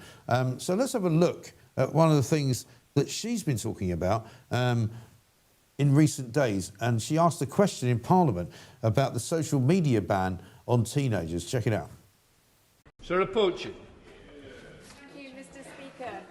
Does the Home Secretary agree that British citizens should be prioritised over asylum seekers in the allocation of publicly funded housing under the £100 million pilot scheme? The honourable member may have heard me say earlier, we have started the process of hotel exit, which has meant we've reduced the amount of money that we're spending on that. We want all British citizens to be adequately housed. That's why we released the homelessness strategy that we did at the end of last year. And beyond that, we want to have order and control in our asylum system so that the British people and their proud record of providing shelter can be continued and that people can have confidence in that order and control. Yeah, they talk about it, but they don't really do it, which is a part of a problem with this particular government. Olivia has sent me a little message to say that Emmanuel Macron apparently was wearing dark glasses because of an eye condition. Well, I can see clearly now the rain has gone, or raindrops keep falling on my head, possibly. Also, what about Janis Joplin, she says. Yeah, Janis Joplin, what a great, great woman. I mean, you know, oh, Lord, can you buy me a Mercedes-Benz? My friends all drive Porsches. I must make amends. I tried all my lifetime to love to the end. Oh, Lord, won't you buy me a Mercedes-Benz? I don't even know why I sang that, but, you know, why not? You know, this is what we can do now on this show, because I don't get people in my ear going, shut up, what are you doing? It's supposed to be a news show. Yeah, well, we can do anything we like. And now, to prove it, we're going to talk to Rod Humphrey, a landlord in Bath, of a pub, where you might remember this happened. Can we do that? Yeah. Let's play it. That man is not allowed in my pub. No, Lord. I'm not going to physically hurt him. That man... Oi! That's assault. I am not bothering you. I am not bothering him. That man is not allowed in my pub. Get out of my pub. Go on. Get out of my pub. Thank you.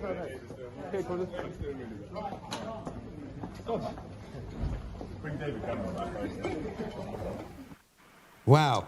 That is iconic.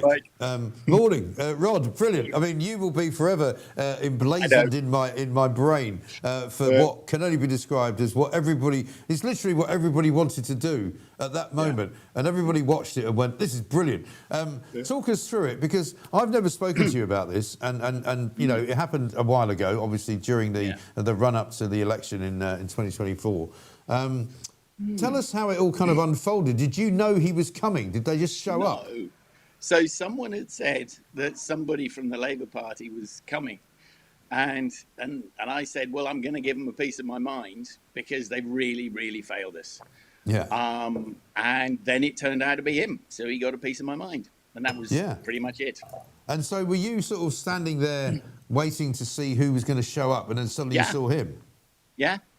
That's right. And I just had the time to go and print some of the data that I had to hand, showing basically how much the whole thing was a lie.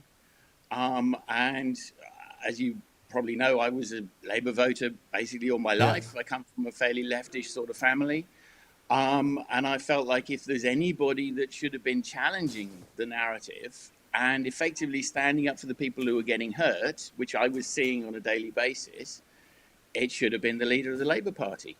And the fact that he hadn't, and had, if anything, worked to make everything worse. He was calling for more lockdowns, more, you know, more repression, more tyranny, effectively, more damage, made me extremely angry, as you can tell. Right. And also, I thought what was really awful was the way that these kind of bully boys who accompany him tried to sort of lock you out of your own premises, you know, trying to make you, you know, sort of kowtow to their... And also, we remember those terrible days with all these people wearing masks. I know. As if that made any bleeding difference, which of course it didn't. How did you... I mean, you must... I mean, you did very well not to actually be done for assault, because, I mean, if it was me, I think I'd have been punching people. Well, I suppose, but of course it was his bodyguard that manhandled me. It was my premises. I'd explained to him who I was. I introduced myself as the landlord. And then I think his people tried to get him out of my way, you know, the annoying person on the street, without realizing, took him in, and obviously then I went off pop. Right. And I mean, it looked like it was a very awkward moment for Keir Starmer, but you know, you absolutely held your own. And how long before they kind of literally got the message and just wandered away? And did they say anything to you when the cameras disappeared? No, but it did very quickly all go completely mental. Yeah. So I was told afterwards, I don't know if this is true, you work in the media, you'll probably have better insight than me. But I was told that what happened is it went out so fast because it was kind of visually interesting. and dramatic. And because the press pack were there, it got out before they could squash it. And then it became, you know, the mad thing for a little while. Yeah. And my life went mental. The phone started ringing, and there were people from, you know, the BBC and everywhere wanting to talk to me because I was the news of the day. Right. And obviously, and then people started to come to talk to me, and the phone just never stopped ringing. Right. It was amazing. Did you get some business out of it? Would be the main question. So we got 350 orders on our wed shop within 24 hours, Wow. which was amazing. And yes, the pub filled up with people wanting to talk about it, wanting to talk to me.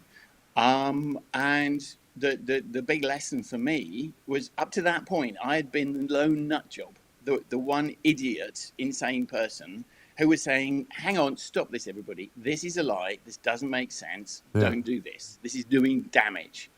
And everybody around me was saying, shut up, it's fine, go along. And I wouldn't. I was fighting it tooth and claw. Yeah. And then when this happened, I suddenly discovered I wasn't alone, that there were thousands upon thousands of other people who saw it the same way as me. Yeah. And up to that point, I literally hadn't known that. I just thought that I was the only insane or sane person in the world. But actually, it turned out there were thousands of us who knew it was a lie, felt the injustice of it, felt the damage happening, and they all coalesced around me for a bit because of that incident, which was great. Absolutely. It was amazing. And I mean, look at what's happened since. You know, the hospitality business has been completely and utterly gutted by Rachel Thieves, as we like to call her, Richard III. You know, she's put national insurance up. She's putting alcohol duty up. You're going to be having to charge more money for a pint of Guinness. I think it's going up 4p in February. You're going to have to charge more money for a glass of wine. They're putting your minimum wage up, so that if you are employing any kind of young kids to work behind the bar, it's difficult for you. I mean, what would be your message to that stupid woman who's currently in Davos pretending that she's an economist?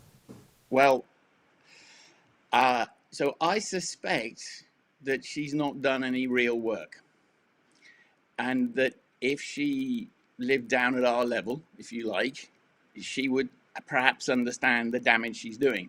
I don't know if she knows, and I don't know if she cares. The thing for me, all the details of it are horrible, but behind it is the feeling that they hate us. They don't value us. They don't care about us. They're not. It feels simply like treachery to me.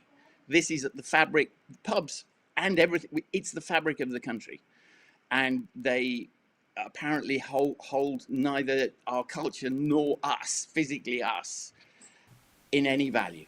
That's the feeling. And my feeling is the trend is only continuing.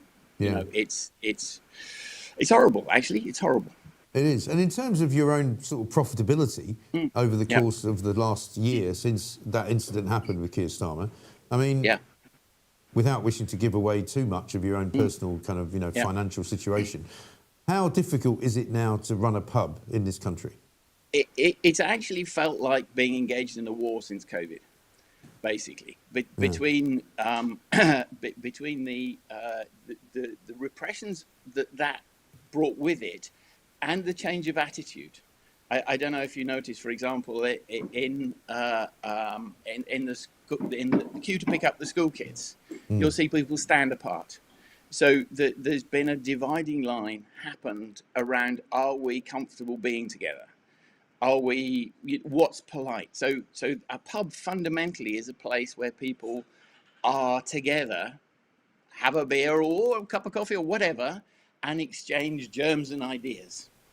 It's a mixing place. And it's also a place where we go to be together, but also to celebrate and to commiserate and drown our sorrows. And if we move to a world in which we've all got to be separate and isolated, then pubs are doomed. So one of the things I understood clearly is that we had to go the opposite way. We had to absolutely stick up for who we are and what we do, and not compromise in any way, if at all possible. And that attitude has been good for us. if you, I don't know if you've ever been to the Raven, but you will find somewhere which is full of people and it's intimate and it's cozy and it's robust. You know, you don't have to watch your damned language, no offense. Yes. You know, yes, you need to, you're not allowed to start a fight and you need to be wearing some clothes. But apart from that, the whole world is welcome. Excellent. Yeah, I wanted to ask you actually where the Raven is, because I went to university in Bath and actually met my first wife in Bath. Yeah. And my first wife's wedding ring is actually sitting at the bottom of the River Avon, because she went all the way back to Bath after we split up and got divorced to throw the wedding ring in the river. I'm sorry to say, I occasionally come back and visit. So where is the Raven exactly? Because one of my pubs that I used to go to a lot. Drinking up in a pub called the Hatchets. Do you remember the Hatchets? I do. That's it. Okay. I bought it in 2004 and turned it into the Raven. Okay. All right. Great. And we've since expanded. We took on the building next door, and we're quite big now. Well, I'm going to come and visit you. Maybe we'll come and do a show from there. Pooch is just suggesting. We have a library upstairs, which is a good acoustic room. If you want to do a show in the library, you're very welcome. Brilliant. There you go, Pooch. They've got a library upstairs. I'll go and visit my ex-wife's wedding ring, and we'll go and have a couple of pints of the local ale. Brilliant stuff. Come and have a beer. Come and meet Rod the locals. Humphreys, you are a local hero in Bath, but you're also a national hero for kicking Keir Starmer out of the pub. Shall we have another go at looking at the... thank you, Rod. Have a look. Let's have another look at him kicking Keir Starmer out of the pub, because it's such a good video. Let's go. That man is not allowed in my pub. No, Lord. I'm not going to physically hurt him. That man... Oi! That's assault. I am not bothering you. I am not bothering him. That man is not allowed in my pub. Get out of my pub. Go on. Get out of my pub. Thank you.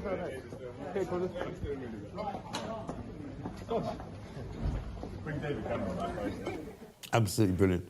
Rod, thank you very much indeed. We'll see you soon. My pleasure. Coming up, Sarah Pochin is here, live in the studio, one of the magnificent seven of now the 7 MPs for reform. We'll talk to her about a whole manner of different things, including the cancelling of the elections by what can only be described as this fascist government headed by Keir Starmer. We'll talk a little bit about Rachel Reeves and the pub culture there that we just heard Rod talking about. And, of course, the apparent U-turn, number 14, by this government on whether or not children should be banned from using social media. Before we do that, though, let's get the news with Edward Hughes.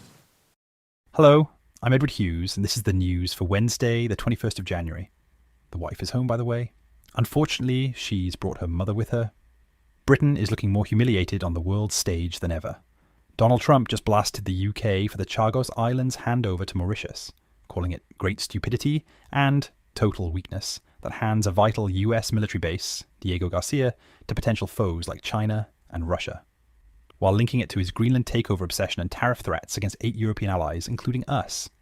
Keir Starmer's scrambling to play it cool, urging calm discussion and ruling out retaliatory tariffs for now, as US House Speaker Mike Johnson jets in to address Parliament and try to calm the waters. Domestically, the government's just approved China's controversial mega embassy near the Tower of London, despite massive security backlash from MPS and MI5 concerns. Prince Harry's in court claiming the Daily Mail targeted him for fighting back against press intrusion. And online safety consultations ramp up to protect kids from social media harms. Transatlantic special relationship? More like special humiliation. Classic Britain 2026. That's your news headlines on The Mike Graham Show. Don't forget to like and subscribe. I'm Edward the News Hughes. Laters. Thank you, Edward. You can now go away and play with your toys because you've got a couple of hours off. I'm delighted to say that here we are in our brand new studios, the Mike Graham Show. You can see behind me, there we are. We've got a wine fridge over there, which is what we're going to be using liberally on a Friday morning. We're going to be doing a bit more wine tasting as we did last week. But I'm delighted to say Sarah Pochin's here. Sarah, how great to see you. It's so nice to be here in this wonderful new studio, Mike. I mean, we've only been going 2.5 weeks, and I'm so pleased that you've been able to come in person, because we've been speaking to a few politicians over the phone and stuff like that, but you're the first proper politician that's actually been and come and spent time with us, so we really appreciate it.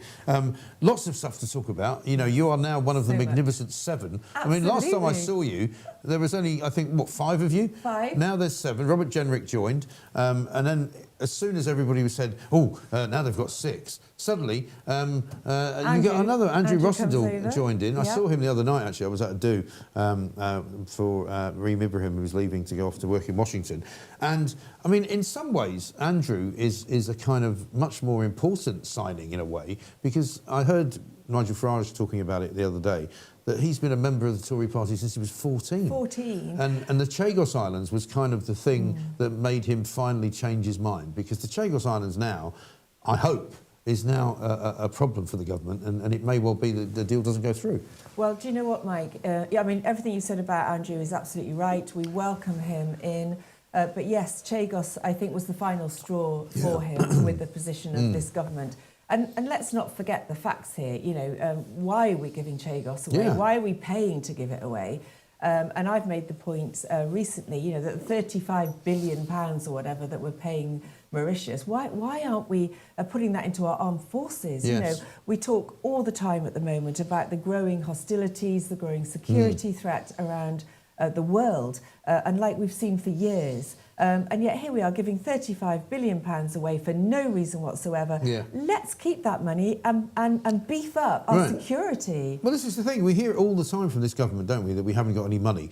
We can't afford to increase the number of billions that we put into our national defences, that we can't increase until 2029 the GDP contingent to 3.5% and all of that. And yet they can find money for illegal migrants in hotels. They can find money to give away to the Mauritian government. Yeah. They can find money for welfare payments that they supposedly don't want to make. And it's extraordinary, isn't it? I think this finding of 35 billion, this whole Chagos situation, is all about a woke, left-wing agenda for these reparations and whatever else that this lot like to apologise for. Yeah. You know, we have nothing to apologise for. Yesterday in Parliament, in Westminster Hall, there was a group of Chagosians who were so, so on our side, so pleased that Reform are there standing up for them. And of course, under a Reform government, this deal would not be happening. You're the only party that is, because the Tories talk a good game. And look what they did in the Lords, mate. Yeah, but also look at what they could have done. They could have prevented this from going through, but they didn't. Yeah.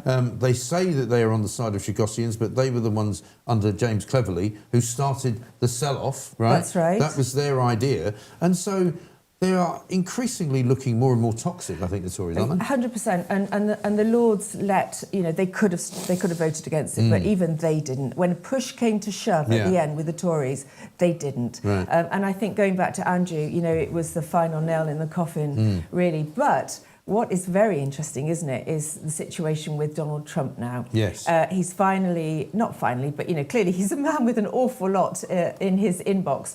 But, he came out yesterday very loudly and said, what are the UK doing with this deal? This is a security risk. Well, he's called it stupid, hasn't he? He's called it, this is a huge security risk for us all to give this territory away. And effectively, we know the Mauritians are, close, let's put it like that, close to China. They are.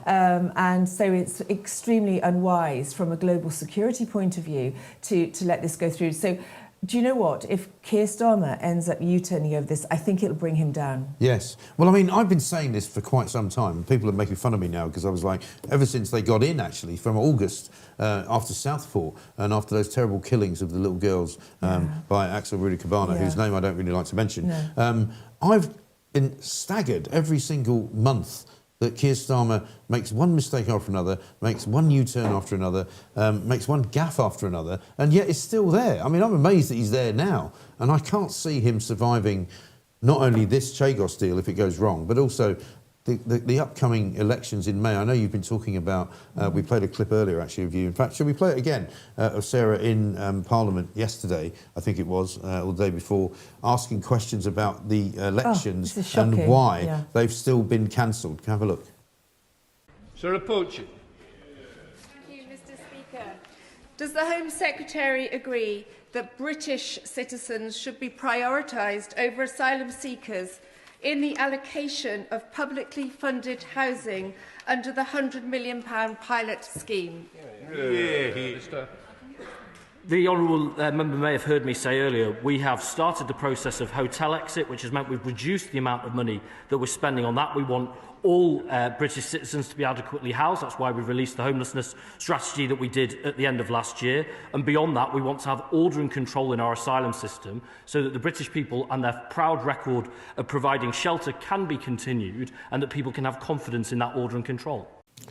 So you asked a question about why the elections have been cancelled, given that they were said to be going ahead, and the minister concerned answers the question by talking about homelessness and how they've actually solved. And you go, sorry, I mean, are you speaking the same language? Absolutely. So look, let's talk about the elections first. So yesterday, Reform at the High Court got a permission or got agreement from the judge to go forth with our judicial review on is this government actually allowed legally to deny 3.7 million people a vote and effectively deny democracy. So that is now going to go ahead, which is great news. Again, Reform leading the way and saying, no, this is not acceptable. Some councillors will stay in position for 7 years because of these cancelled elections. And we know, don't we, they're cancelled because they know they're going to lose them. Of course. Well, I mean, I was interested as well in a story that I think was in the Telegraph on Monday, which said that out of the 28 councils which are not going to hold these elections, thanks to their own decision-making, something like £250 million has been raised in council tax in those areas. So they're not only denying democracy to the people who should have a vote, they're also basically kind of snubbing their nose at people and charging them more money for less services, fewer, sort of favours from local government, if you like. And effectively, some of these areas, and I think Nigel's spoken about this, will not have had an election for 7 years. It's extraordinary. And yesterday, what was very interesting in the chamber was that there were some Labour backbench MPs pointing this out, not happy at all with Keir Starmer. Keir Starmer is effectively at the moment being run by his backbenchers. He is U-turning left, right and centre. In fact, his only good decisions, in my view, are his U-turning decisions. If only he'd U-turn and walk out of Downing Street. But there we go. That would be nice. His backbenchers are now running the show. Some of them yesterday were complaining in the chamber about these cancelled elections and pointing out there is no reason that these councils cannot hold these elections. It's what councils do. I was a councillor for 8 years. I know that it's just what they do. They are perfectly able to hold these elections. Well, I've been asking ever since the first sort of suggestion was that these, what they call kind of coagulations of local powers were going to be made. I've asked so many people, including Patrick and Professor Curtis, I should say, up at Strathclyde University, who's the sort of chief expert on voting and the chief cephalogist of Britain. I said, what are they doing here exactly? And even he couldn't explain it. The consolidation of, borough councils into national or sort of, local councils into, county councils. Nobody can really explain why it has to stop actually having people vote for it. Nobody knows. No, exactly. Look, it's white noise. It's all about them not wanting to make the situation in May worse than we know it's going to be for the government and for the Conservative Party as well. They are both going to do extremely badly if the polls, tell us, what we believe to be true. And certainly what we are finding as campaigners out there in the country, outside of London as well. There is life outside of London. And of course, as we're going around the country, listening to people, our wonderful chairman, David Bull, is always on the road talking to people. And the feedback we're getting, is that so many people now interesting, isn't it? are loud and proud reformers. I saw Nigel the other day, just before he went up to Newark to do that joint rally with Robert Jenrick in Newark, which was brilliantly well received and everywhere Reform goes. I get accused of being a Reform lovey. I'm not a Reform lovey, by the way. I will question Reform on every single thing that I think they should be questioned on, and I will do that. However, what he said was interesting. It was at a lunch I was at, and he said, people are accusing Reform of fragmenting the right and saying that, the splits are now emerging. And he actually said something which I thought was really quite perspicacious. He said, actually, we're uniting the right. Because what we're doing is we're taking people from the Conservative Party who are on the right side of it. He said, and many people have said this as well, that quite a lot of the rump of MPs in the Conservative Party could well be Lib Dems. I was just going to say that. It wouldn't matter because they're pro they're green. Remainers, they're wet. They didn't want to leave the European Union. They're wet. They love net zero. All of those things, you know. And by bringing people like Robert Jenrick into the fold, albeit, you know, perhaps slightly clumsily, you know, I don't know. Yeah, it wasn't the best executed. But you know, I don't think most people care about that. No. But I quite like this idea that he's uniting the right and bringing people who are properly conservative, with a small c, into one movement. And that's what the public wants to see. We'd lost, I think, true conservatism from the Conservative Party. I left 5 years ago in disgust at Brexit and how it hadn't been implemented and so many other things. And I think people like Robert, like Andrew, have hung on. I mean, I think Robert joined at 16 years old. You know, these are lifelong Conservatives. And they've hung on and now they know that the Conservative Party doesn't represent what true conservatism is anymore. You know, what Mrs Thatcher was all about, hard work. We call it alarm clock Britain, don't we, in Reform? You know, and low taxes, growing the economy. That's gone under this Conservative. Let's not forget. Well, I mean, until the Labour Party got in, you know, we had the highest taxes in the country that we've ever had since the Second World War under the Tories. And let's not forget that this Conservative government have absolutely encouraged themselves the environmental agenda and started. I mean, not as bad as Mad Ed Miliband, but the fact is they allowed all of this to start. Oh, for sure. And they did nothing to stop the billions going that way. And look, Reform. I had a really interesting conversation with a constituent who came to my surgery last week. He was very green, very pro the environment. But by the time we'd had a very sensible conversation about it, do you know what? He went away and he said to me, I've never thought about it that way. Reform are not anti-environment. Reform want to do the best for the environment. Nigel himself is a really interesting expert on wildflowers, on nature. I mean, he's incredibly fascinating to talk to. But the point is, we will not bankrupt the country getting there. It has to be a properly managed approach. And I always say, because in my constituency, I have lots of heavy industry. And you do spend a lot of time up there. I mean, you're masses of time. Look, 6 votes I won by Mike. Yeah, no, absolutely. But I mean, I see you up there every Friday, every weekend. You're working, talking to the local people, which you don't see a lot of other MPs doing, to be honest. But all my heavy industry, which I have in Runcorn, very important for me to support because it's jobs. But also, of course, we want to make sure that things are as environmentally friendly as possible. But the fact is, we do have to secure our energy supply. You know, and we have our own energy, but this government will not use our own but energy. is there not also, there's this sense, isn't there, this government, for me anyway, is literally just a kind of a bunch of corporate sort of Islington dwelling, you know, North London apparatchiks who've never really been outside of London. They don't get in a car to drive up the motorway. They don't know the state of the roads. They don't try and get a train, which is never to be cancelled, or you have to get a sort of replacement bus service to get to where you want to go.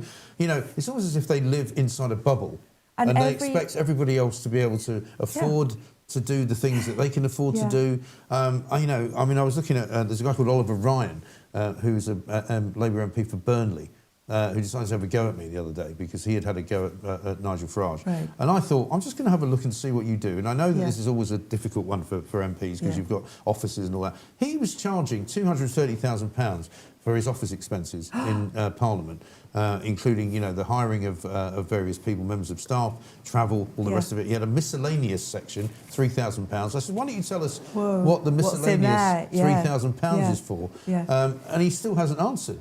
And people were like piling in and saying, you know, these are the kind of people who we hate because they're ripping us off and they don't give us value for money. Do you know what, Mike? When I do things like buy a coffee machine for my office, for my team, I buy it out of my money. You know, I mean, we've got a coffee machine. We've got a wine fridge. Even more importantly, to the taxpayer. I don't get to charge it to the taxpayer. In fact, I was just on the phone to the taxman yesterday, trying to get a deferral because I've had to give them so much money over the past, 2 months that I'm saying, look, I'd like to pay it off in increments if that's all right, because I actually, and they said why? I said, well, because at the back end of last year I didn't make very much money.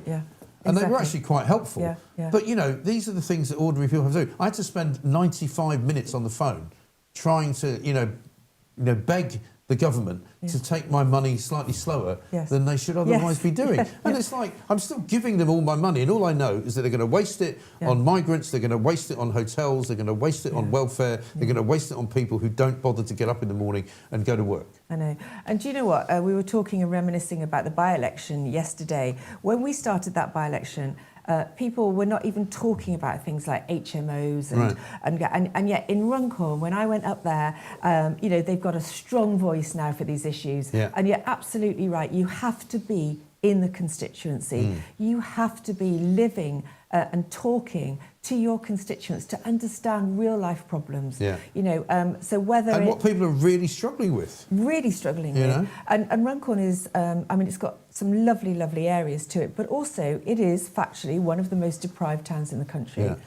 Do you know, Mike, it has one school only that has a sixth form. There's no further education. So I've got... So people have to travel. Well, and they can't afford to travel. 16-year-olds. We're talking 16-year-olds. And in fact, let's come on to 16-year-olds. Yes, because you've been very active on the whole banning of children from social media. But just to finish what I was going to say, the link between lack of further education facilities and deprivation and impossible social mobility is so clear that for the first time, Reform have got their first backbench business debate, which I've got on this very topic. Oh, wow. And I'm going to shine a light on the fact that we need further education facilities to give our young people opportunities. There's nothing in my constituency. Yes. Shocking. We've actually got a clip of you talking about this the other day. Let's have a look.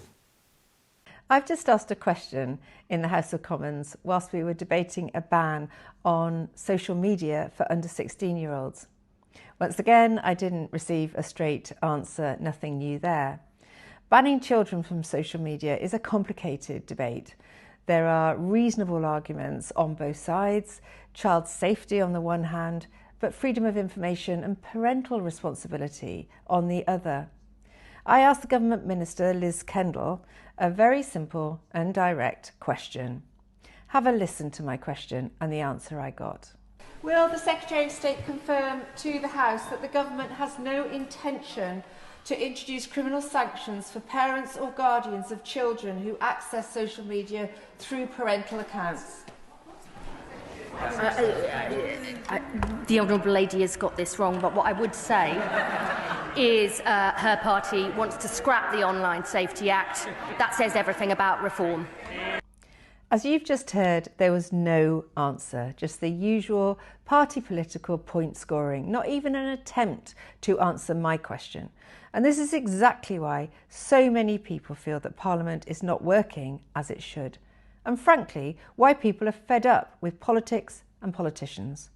Ministers are not properly held to account, the Speaker does nothing to demand straight answers, and a 700-year-old system is failing to represent the public effectively. Parliament is badly in need of reform, so I am asking for your help.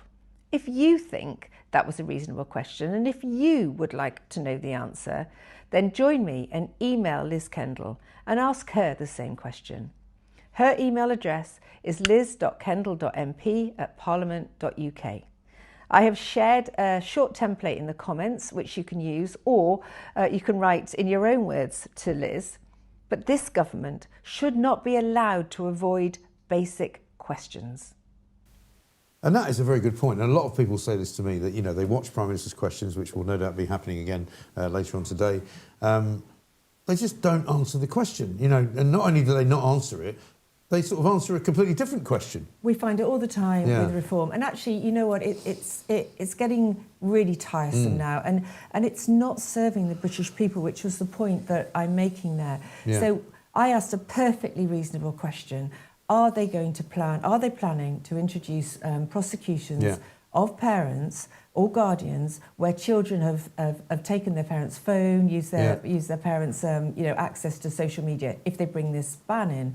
And this is the response I get. You know, childish, isn't it? They purposely start. I think what's happening now is they've got this instruction that whatever reform get up and ask, it's irrelevant what the question is. they heckle, they shout us down, they make out that we don't know what we're talking about. They mentioned Russia. Yeah. Oh, Russia every time. If it's not Elon Musk, it's Russia and Putin. Yeah. You know, it's so boring now. And as you saw, you mentioned PMQs. I mean, last week we actually did a little montage of, you know, Keir Starmer going reform, reform, reform. You know, within 10 seconds, he literally mentioned reform and carried on mentioning reform 50 times in 40 minutes. You know, the record's got to change, Starmer. You know, answer some questions. Clearly, I mean, he won't be. I guess he won't be there today because he must be in Davos. I suppose. I'm not sure if he's going, because I think one of the things that we were told yesterday was that Rachel Reeves went, and she's busy telling everybody there that Britain's the most stable country in the world. Oh, happy days! And everyone's going, our inflation's gone up today. 270,000 people would disagree. Those are the people who have lost their jobs since the Labour government got in on payroll. So I think the belief is that with Starmer's office, they're sort of saying, well, it'd be a bit embarrassing if I went to Davos and I'm standing outside the US Embassy, or the US House, as I think they call it. Nigel Farage is inside, addressing the American government and having a conversation with Donald Trump. Well, and you're the Prime Minister going, any chance I could get in? So I don't know if he's going to go. Interesting. Yesterday, I attended Mike Johnson speaking to Parliament. He's an impressive guy, isn't he? I was so impressed. He's the, for any viewers that don't know, he is the Speaker of the House of Representatives, a Republican.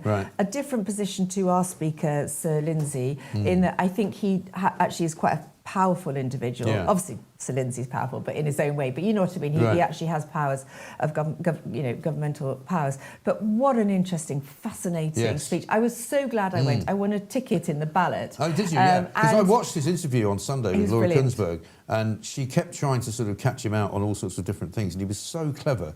And I just thought to myself, you know, isn't it deliciously kind of a satisfying joy to listen to watch a politician who's actually nimble on his feet, who can handle these kind of woke questions, and completely just pushed her to one side. He was so strong. And was very, very polite with it. Yeah, strong, articulate, calm, everything that I strive to be. I listened to him and thought, fine. No, I listened to him and I thought I would love to be, you know, to be able to deliver like that. You know, what a role model. But you're also dealing, as he was there, slightly to a lesser extent, with a very hostile media. You know, we talked about this a lot this morning, and we do it all the time. That you know, the media now in this country is so captured and so one-sided that they don't actually report the news anymore. You know, I was watching the coverage. Their coverage of Donald Trump this week has been woeful. They don't understand what he's doing. They continue to complain that he's about to start World War III. They talk about him as if he's the enemy. I actually saw an interview on Sky News yesterday where somebody actually said, do you think we should be sending armed troops to Greenland with a view to having an armed conflict with the Americans? And I'm going, sorry, what? Do you know, but have you lost your mind? But the worrying thing, Mike, is that this is what the public are listening to. You know, and the fact is... Well, in fewer and fewer numbers, they listen to this show more than they listen to that rubbish. Thank goodness, because the fact is that Donald Trump is raising a really important issue, the security now of the high north, as we call it. And what we mean by that is Greenland, the Arctic, and that passage through that the Russians and the Chinese, they're circling up there. We've got two hostile superpowers circling up there in the Arctic. That sea is full of their submarines, you know, their naval vessels, and Donald Trump is shining a light on this issue quite rightly in Reform's view. You know, we're not saying that what he's talking about in terms of, you know, his tariffs and all this is necessarily the right way to go about it. But the point is, in true Trump fashion, you know, he's going in there with both barrels, but he is highlighting something that the world is not listening to, and that we need to. I said this at the beginning of the week, you know, I don't think I've mentioned the word Greenland more than twice in my life. And now now everybody's now an expert on Greenland, and, you know, what should be done. Lots of messages coming in, very positive ones for you, Sarah. Are we going to put these up on the screen, Pooch, or how are we doing it? You are. Sarah is fab, says Laura Jane. That's Sarah just talks common sense, something rare in a politician, says Barry Island. Sarah Pochin, excellent, says Jammy Horse. See, this is we get absolutely straight to the point messages as we're watching. Labour are cartoonishly embarrassing. They should be forced to answer a direct question. Their obsession with reform is astounding and shows their insecurity and leads to their school bullying behaviour, says Maxine. I wrote to the Speaker, says Yorkie, 12 months ago, asking him to direct Starmer and his ministers to actually answer the questions. The Speaker replied in essence, that he cannot do That's this. really interesting. Which is really interesting. 'Cause that's the point because I made. a lot of people Yeah. say that he should be more interventionist, Yes. and he should say to Keir Starmer, it is Prime Minister's questions, would you mind answering the bloody question? Yeah. Well, and when I actually had a meeting with Sir Lindsay, who is charming and a lovely, lovely gentleman, but I did say to him about Christmas when Keir He likes Starmer... a trip to the Caribbean, doesn't he? I know you wanted to get into that. When Starmer wished the Member of Parliament for Runcorn and Helsby, in other words myself, Right. you know, a white Christmas before Christmas, I said to Sir Lindsay, you know, at what point are you going to intervene? Because, and it comes down to answering these questions. Whatever question we ask, they mention Russia or Putin or whatever. You know, at some point, you know, we're about a democracy in this country. Sure. Parliament is there for the people to Right. hear their representatives, their elected And representatives. you are elected, let's face it. You know, by 70,000 people or whatever, you know, however many voted, but you know what I mean. Yeah. Massive amount of people elected me, but they are not. Their representative is not getting her questions answered. At what point will the Speaker now start to intervene on this? It's a very good question. Now, I've got to ask you about the big story of the week. Forget about Donald Trump and Greenland and Davos and, you know, the world state Oh, of no, what are you of going to war. ask me? I'm going to ask you about Brooklyn Beckham. Oh, okay, right, and right. the family scenario, because yesterday it was all guns blazing. You know, Brooklyn Beckham puts out a 6-page Instagram tweet or Instagram publication about how he doesn't want to have anything to do with his family anymore. It's terribly sad, actually, I think. You know, Victoria Beckham and David Beckham, two iconic, I think, British individuals. Yeah, absolutely. You know, somebody said to me the other day, why do people hate the Beckhams so much? And I said, well, unfortunately, there are a strand of individuals in this country who hate success. I was going to say jealousy, isn't it? Jealousy. It's the green-eyed monster. And apparently, and you're a mother, and I don't know how old your kids are, probably not old enough to get married yet. Mid-20s. Right. Oh, one's just got married. One has got married, One's all right. just got Did married. you dance inappropriately at the wedding? Because I've had a lot of comments from many mothers who are friends of ours and who watch this show, who said, of course you danced inappropriately at your son's wedding, that's what you do. But it's terrible, isn't it, that he's accused his own mother of embarrassing him. Do you know what? Especially in the job I do now, of course, I'm so aware of anybody that might have a smartphone and take a video. Yeah. But my son's wedding, he got married in September, and I thought, do you know what? I'm going to let my hair down. Right. I'm going to have too much fizz, and I'm going to get on that dance floor. And they had the best band ever. And of course, I did my mum dancing. Of course you did. And danced with my 2 boys. Yeah. And I was so happy. It was such a happy day. Of course. And I loved every minute of it. And luckily, But that's no proper- pictures have made it into the paper. No, exactly. but that's what you should do. And you know, I find it terribly sad that, as I say, that and I was speaking to my kid's mother, who you met the other day, lovely. just the other day, and I said, you know, I don't care what their relationship is, I don't care how it's deteriorated. You do not, under any circumstances, diss your own mother, and certainly not in public. No, absolutely. Right? And like, you know, my boys, we have plenty of robust conversations, especially since I've started this this job. But you know, when it comes to outside, you know, absolutely we stick together. Yes. And it's interesting, just like the Reform MPs, you know, The whatever. Magnificent Seven, they The call Magnificent themselves Seven, now. whatever we say. Mind you, that was David Bull's inside. idea, wasn't it? We're not sure about that. But yeah, this is sad. And actually, going back to the Beckhams, I think there's a lot of jealousy in this country about success, and I think that's one of the problems actually with British culture. And going back to the Americans, they celebrate success. They do. Whereas we always try and diss, you know, and pick it apart, don't we? And it's such a shame. And what I would look, I've never met either of the Beckhams or any of the Beckhams, but as someone that just watches and reads the paper and looks at the pictures like you know, millions of us, they seem a lovely family. That with despite all the media scrutiny, they've kept that family together, haven't they? Of course. You know, they've kept their marriage together, and that's no mean feat. No. And actually, hats off to them. Like I say, I don't know them, but I actually really admire them. Yeah, absolutely right. Final question. We're told that there might be a Labour defector coming your way, possibly this week. Lots of people are saying, is it Kate Hoey? Because she's not an MP anymore. People say it's a former MP. Anything you can tell us about that? Look, I genuinely can't. One of the things that Nigel, as in I don't know, Right. one of the things that Nigel is brilliant at is keeping things under wraps. And that's why we don't get the leaks that the other parties get. Yeah. And I completely understand that. And you know what? Sometimes it's better not to know, Mike. Yes. So it'll be news to me as well. But at the end of the day, we are welcoming in people that want to save this country, save our culture. I actually truly believe we are one election away from losing our British culture and our British heritage and all the things that's so important to people like me and the reason that I am here doing this job. And so anybody that feels as strongly as the Reform MPs do about this, about being proud of this country, proud of our history, are welcome. Yeah. Welcome to come and join the People's Army, as we call it, because we really do need to, we are mobilising, we need to mobilise, we need to win that election, we need to get Nigel into Downing Street. Yeah, absolutely. And I think it'd be the best thing that had ever happened to this country, and hopefully it will happen. Last question of the day. Piece in the Sun today. Adele apparently has the best-selling female album of all time.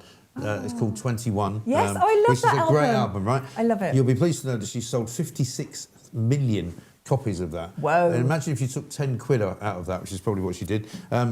I've said, I mean, there's a lot of listing here of the Taylor Swift, Madonna, Celine Dion, Alanis Morissette. Yeah. Have you got a favourite album, a female album? I've nominated Joni Mitchell's Blue because I'm a bit of a hippie, an old hippie. But do you know one of my favourite songs ever is the Jodi Mitchell song from Love Actually? Oh, when she's in the bedroom and she discovers he's had an affair. Oh, that Jodi Mitchell song's gorgeous. What's it called? It's Love...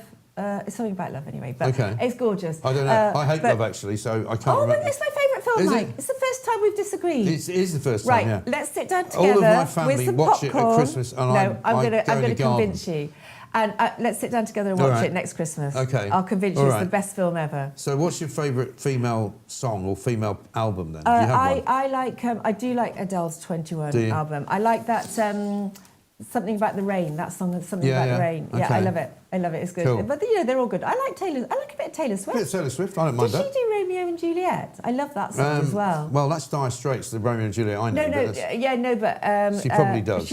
I'm too old for this kind of conversation. Okay, we need to spend some time offline, mate. We'll do. Yeah, okay. We'll line up our Spotify accounts, something like that. Sarah Pochin, brilliant to see you. Thank you so much. Lovely to be here. Sarah Pochin, ladies and gentlemen, a fantastic guest. The first of many politicians that will be walking through these hallowed halls here in our new studios at the Mike Graham Show. That's it for today.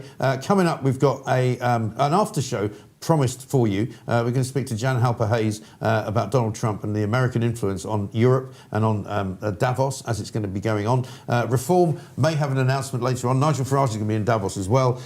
We have had a fantastic time today. Thank you to all of you for all of your messages, for all of your interactions. We'll be back tomorrow at 7 a.m. And don't forget, no matter how many people out there are planks, don't be one yourself. Remember, despite all of the others out there, it's always the others. Don't be a plank.